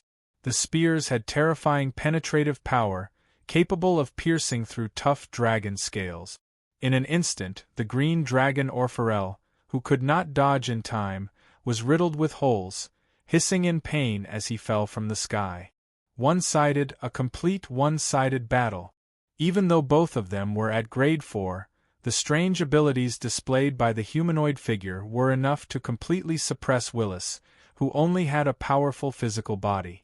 Furthermore, based on Willis's battle style, Grimm was certain that he had a unique giant dragon bloodline.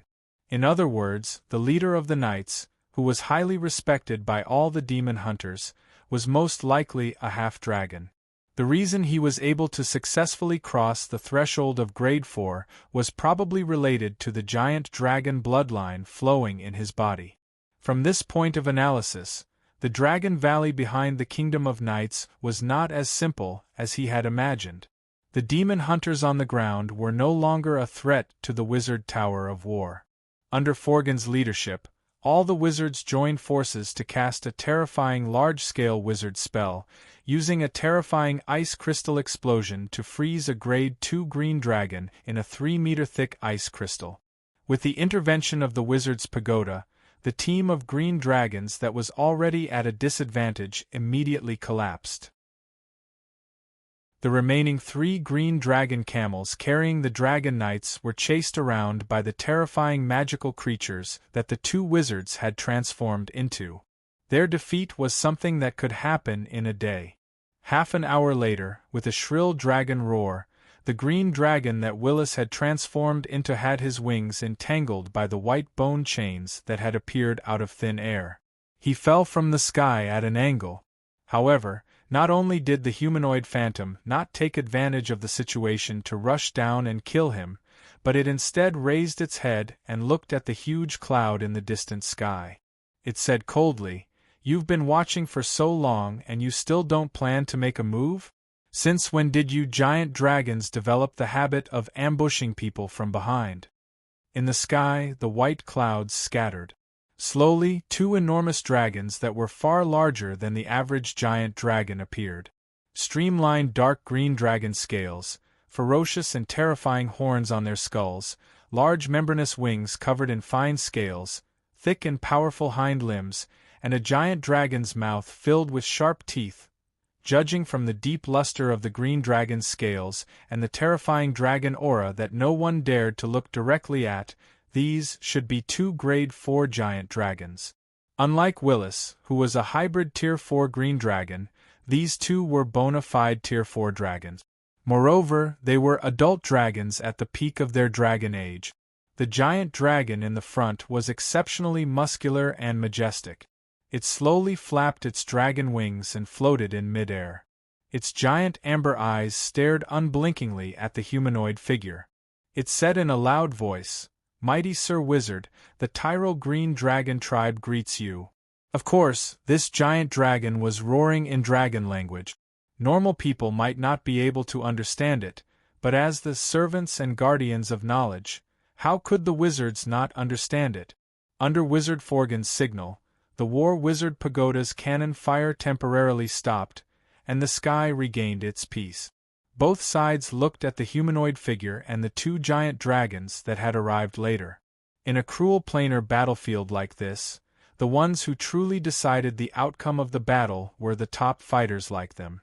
No matter how intense the battle below was, no matter how many casualties they had to pay, once the powerful fighters on their side were defeated, the tables would be turned in the blink of an eye. At this moment, not only were the wizards within the wizard's pagoda holding their breaths as they awaited the orders from the higher-ups of both sides, even the radiant knights, who were covered in blood and had been reduced to a sorry state, stopped in their tracks and stared at the clouds, silently waiting for their fates. No, this was not just the fate of their group, but also the future of this plane. Tyrell Green Dragon? I think I've heard of this name before. It seems to be a servant of the Sagus Emerald Dragon tribe. The humanoid figure hesitated. Even though the wizards could understand dragon language, it was difficult for them to communicate with the giant dragons using it. This involved the unique voice structure of the giant dragons, so Wizard Salubo's projection could only respond with the common language of the wizards in the wizard world. Your vast knowledge is indeed worthy of my respect. I, Raislin, leader of the Tyrell Green Dragon tribe, have come here today in hopes of taking my tribesmen away. Only your tribesmen? Wizard Salubo's words had a hint of mockery. Only my tribesmen. The leader of the Green Dragon tribe, Raislin, was extremely determined.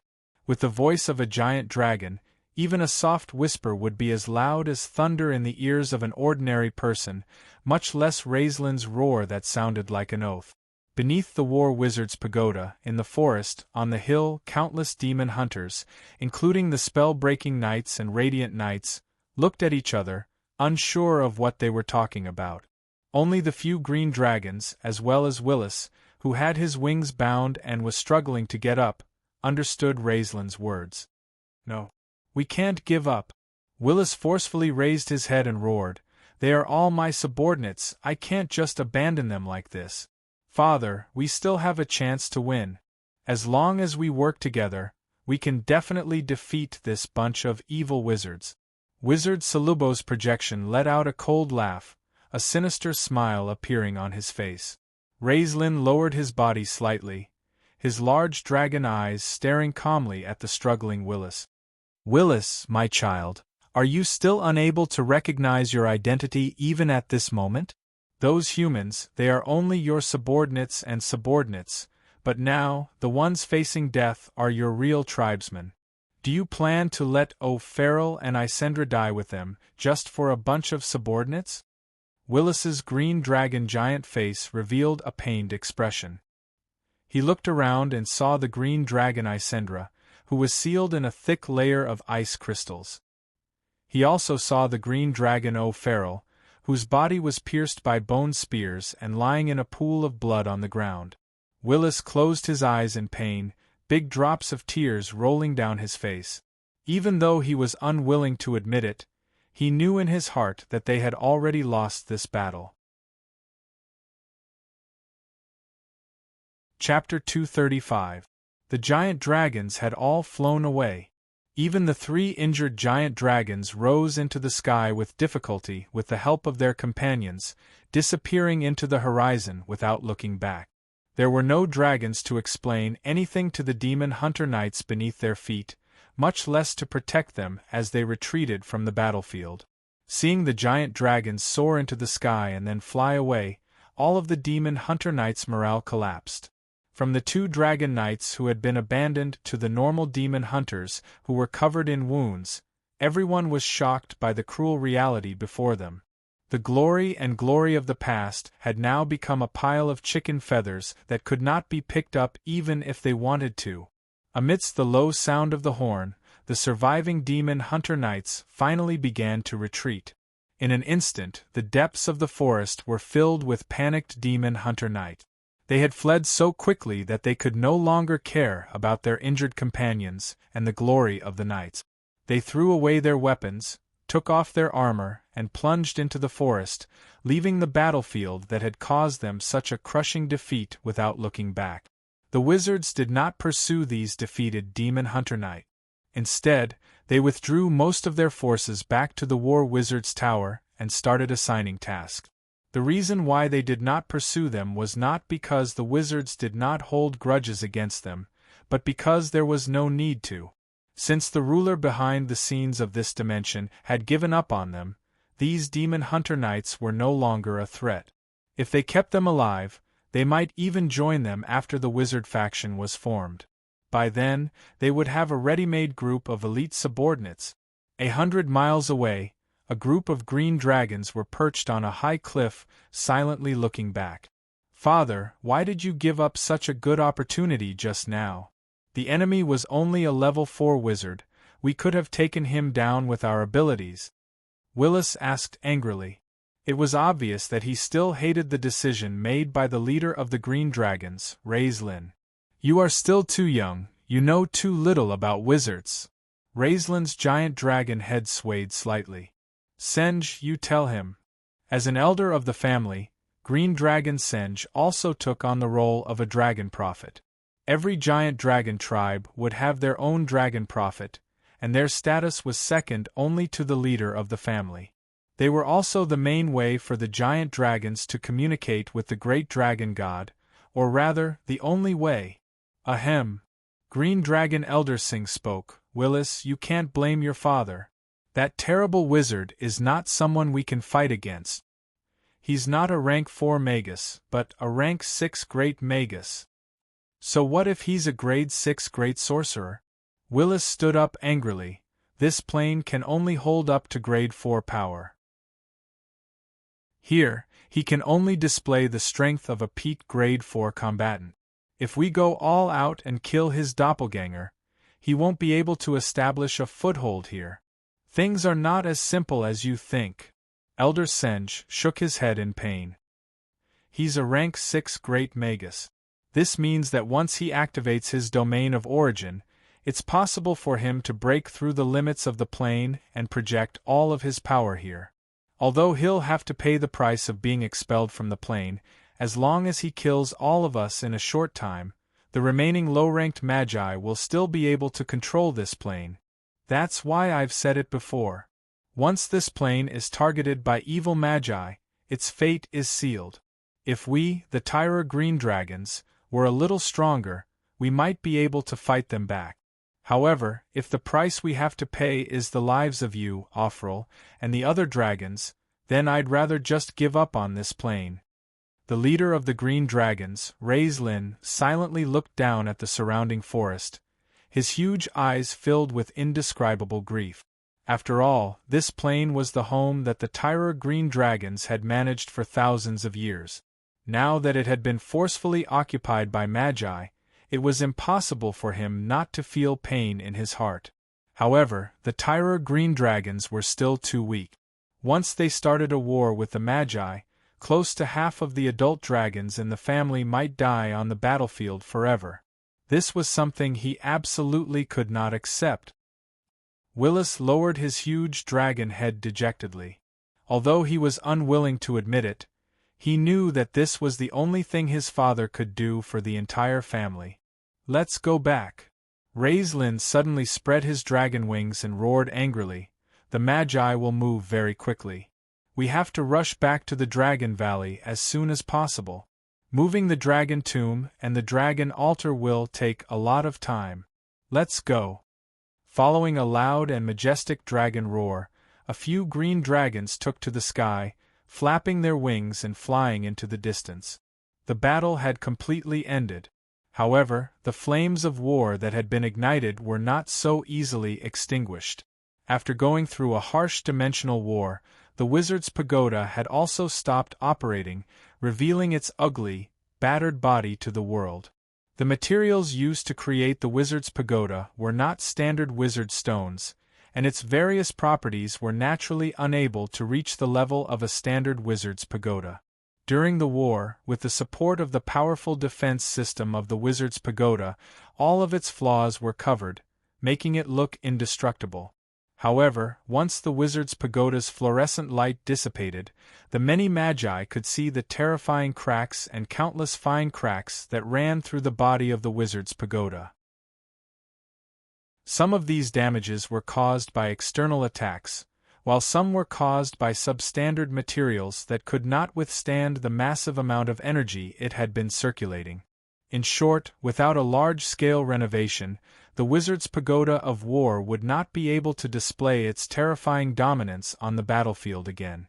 However, just as the Magi of the family were busy cleaning up the battlefield, refining wizard beasts, and maintaining the Wizard's Pagoda, Grimm and the other Magi who had performed well on the battlefield were granted an audience by the great Lord Salubo. The audience was one-on-one. The venue for the meeting was a dark, gloomy, and mysterious hall. After going through this battle, Grimm had gained a preliminary understanding of the level 6 Great Wizard Salubo. He was definitely a powerful undead wizard with an affinity for the elements and walked the path of an undead wizard. However, Grimm was still confused about his class advancement. He couldn't see through it at all.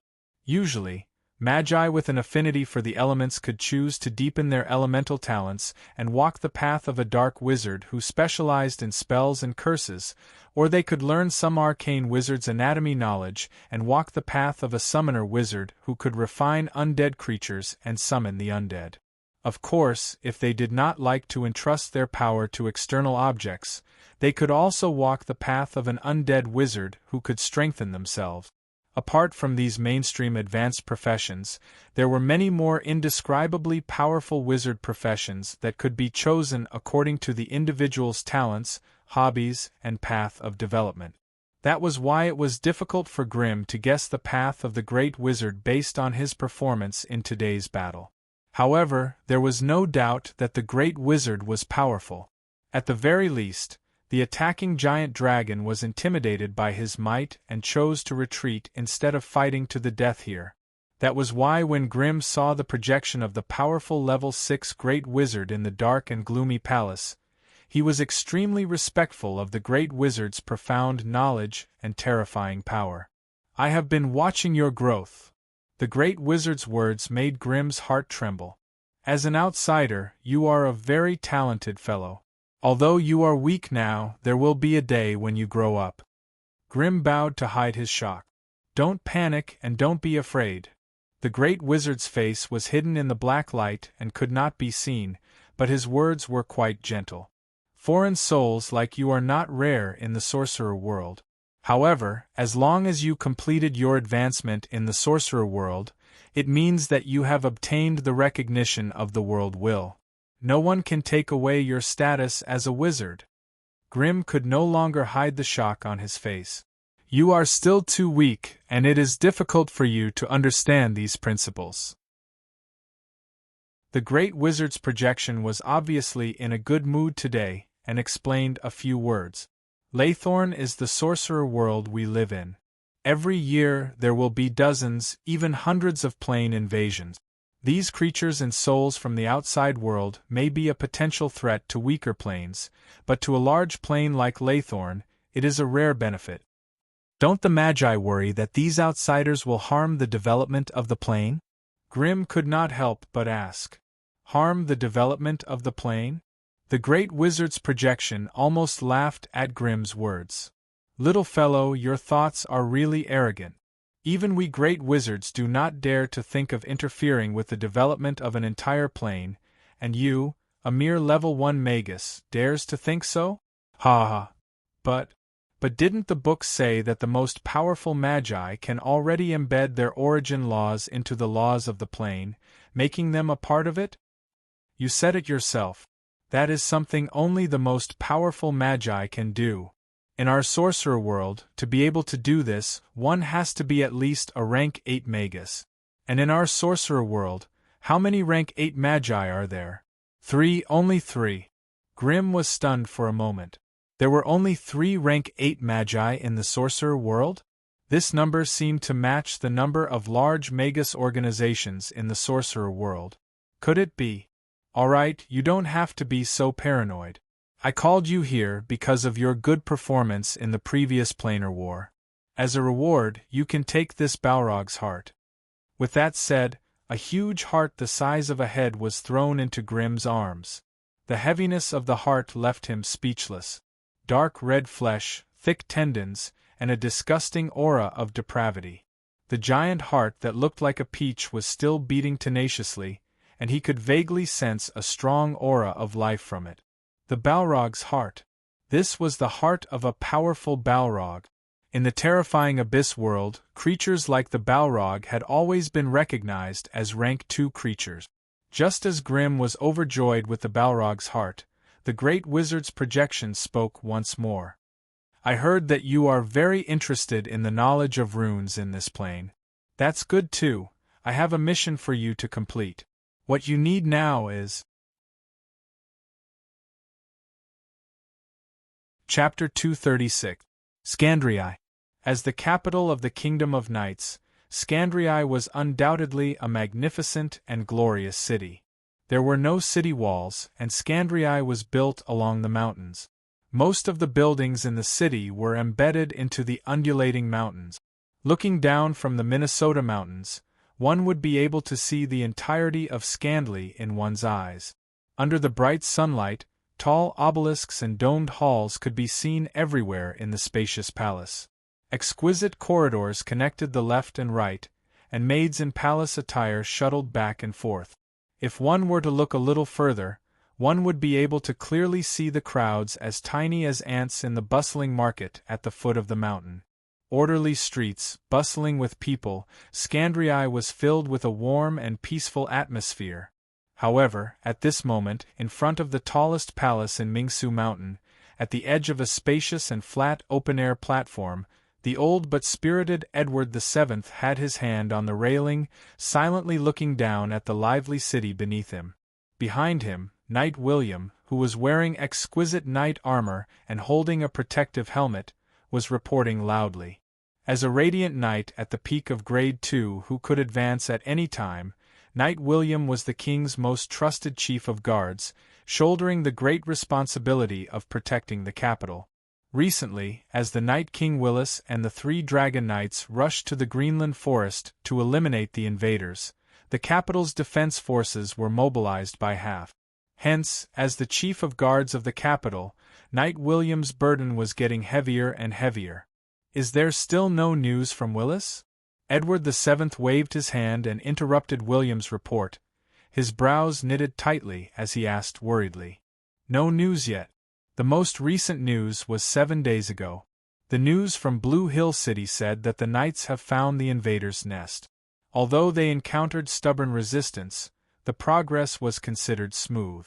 However, due to the difficulty of resupplying, the knights are temporarily unable to conquer the enemy's last stronghold. However, Count Winlier of Blue Hill City has sent all his men to help transport supplies. It is estimated that we will hear news of victory in 4 to 5 days. Even though it was good news, Edward VII still could not get rid of the haze in his heart. For some reason, there seemed to be an illusory voice in the unseen world sending him a warning. What is going on? They were clearly about to win, but where did this lingering palpitation in their hearts come from? Edward VII suddenly stopped pacing, turned around, and asked in a stern voice, "What are the movements of those heretics in the prison?" This. Knight William looked like he was in a dilemma, as if there was something he wanted to hide. Speak. Speak quickly. Edward VII stepped forward and grabbed Knight William's arm. Did they do anything unusual? He asked angrily. Those heretics who called themselves sage prophets have already committed suicide in prison. They were screaming crazily before they died. Knight William hesitated for a moment and finally said, "It seemed like they were shouting something like, 'The arrival of evil, the betrayal of the dragons,' and other crazy things like that.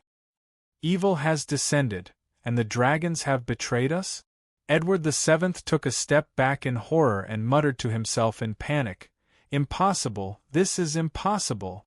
The giant dragons had signed a covenant with our ancestors. They couldn't possibly."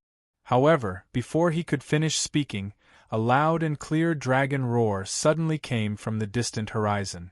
Immediately after, a majestic and powerful dragon's might suddenly spread across the capital. Knight William took a step forward, grabbed the railing, and stared at it carefully, then turned back and shouted, "Your Majesty, it's the dragons, it's the dragons!" the kingdom of knights had been founded for more than 1,700 years.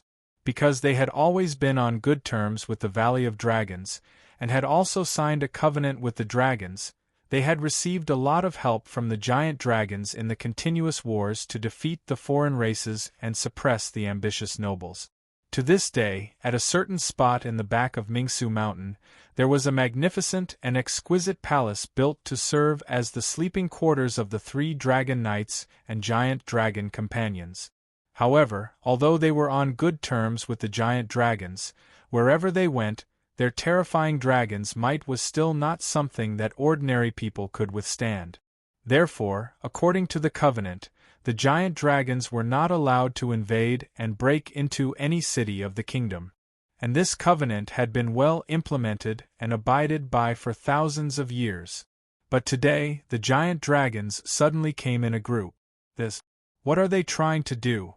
On the distant mountain range that stretched out to the 2 wings of Mingsu Mountain, the hurried sound of bugles rang out continuously. There was a watchtower built there, and it was obvious that the guards had also noticed the dragons. As the sound of the horn echoed throughout Scandrila, all the citizens of the imperial city rushed out of their residences and looked in all directions in confusion. Obviously, they still did not understand the content of the warning. 2 balls of green light flashed across the horizon. Immediately, the rocks on the cliff near the watchtower crumbled, and the guards of Wu Guard fell down along with the platform. Edward VII's heart tightened when he saw the scene before him clearly. The giant dragons actually attacked the war facilities of the kingdom? The meaning behind this was self-evident. Under the terrified gazes of the 2, the figures of the giant dragons grew bigger and bigger. Finally, a heavy dragon's might, so oppressive that it almost made people want to commit suicide, came pouring down. The giant dragons had arrived at Scandra City.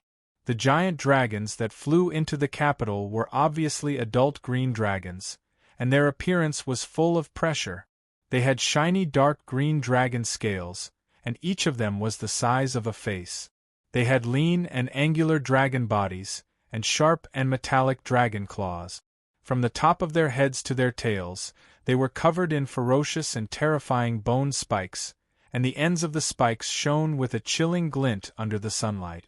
The bodies of the giant dragons were not as fat and bloated as those of the giant forest beasts. Their dense scales grew close to their bones, and their perfect and smooth body curves gave them the terrifying abilities of the top hunters in the plain. When the abundant dragons might spread throughout Scandra City, the capital immediately fell into chaos. Countless citizens who had never experienced dragons might fled in all directions, screaming for their parents. It was a terrifying scene, as if the end of the world had arrived.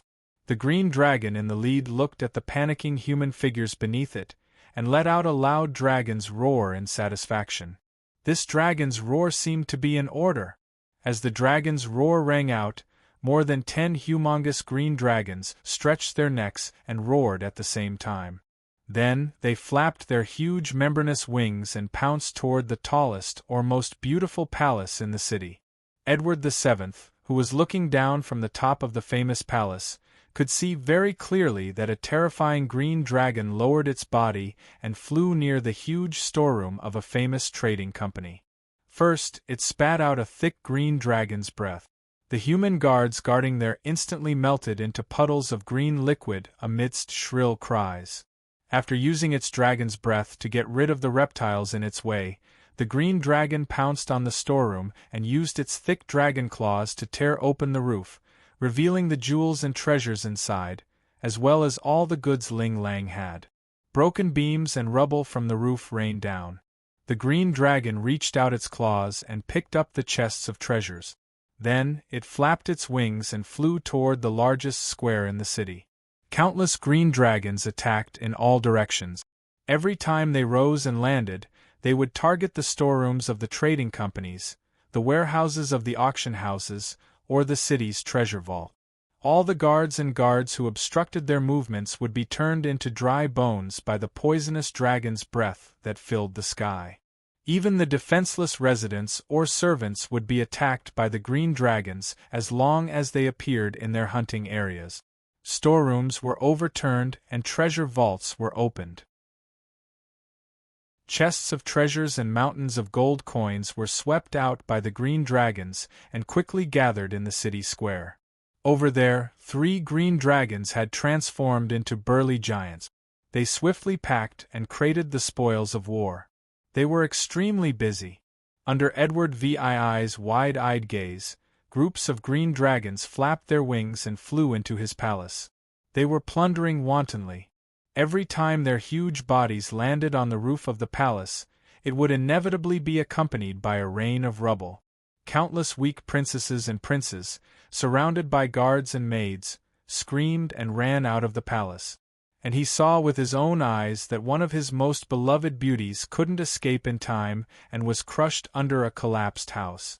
Edward VII staggered a few steps back as a hurricane blew in front of him. The green dragon with the most terrifying body flapped its huge wings and slowly rose from the bottom of the platform. Its huge emerald eyes were staring unblinkingly at the 2 people on the platform. William unsheathed his dazzling long sword and rushed in front of His Majesty to protect him. Although he was ready, William, a peak grade 2 radiant knight, didn't dare to attack rashly in the face of a gigantic grade 4 green dragon. Edward VII also stood up shakily with the help of the many guards who rushed over. Why? Edward VII shouted hoarsely. Lord Gutta, we have a dragon covenant between us. Why did you suddenly attack our city? Attack? The huge green dragon's slender face revealed a human-like expression. No. This is not an attack. We green dragons have always been noble creatures who keep our promises. We would never do something so shameless as to break our promises. Not an attack? You're saying that this is not an attack? You led a group of dragons into the capital of an ally and plundered wantonly. You dare say that this is not an attack? Edward VII's voice was completely hoarse, and his waving arms made him unsteady on his feet. Edward VII was 143 years old, after all. Although he took good care of himself, in the plane of knights where the maximum lifespan was 200 years, he was still an old man. As he questioned William hoarsely, his right hand trembled as he showed a pigeon egg-sized ruby hanging from his neck. Somehow, when Edward raised the ruby up high, a dense energy radiance shot out from the inside of the ruby, transforming into an ancient and mysterious contract text in the void in front of him. The Dragon Covenant is here. I order you to leave this city. Edward VII roared hoarsely. Ha! An ancient covenant naturally needs to be respected, but the traditions of the dragon race can't be abandoned so easily. We're not here to attack you, but to collect protection fees. Kings of the humans, you have received the protection of the Tyrol green dragons for more than 1,000 years. Now it is time for you to hand over the protection fee. The Tier 4 green dragon Nagta's huge eyes swept across the projection disdainfully. Nagta spat out a few words, then turned around and flew towards the city below. You're tuning in to the Phoenix Knights YouTube channel. Don't forget to subscribe and join us on this journey to catch the most captivating stories.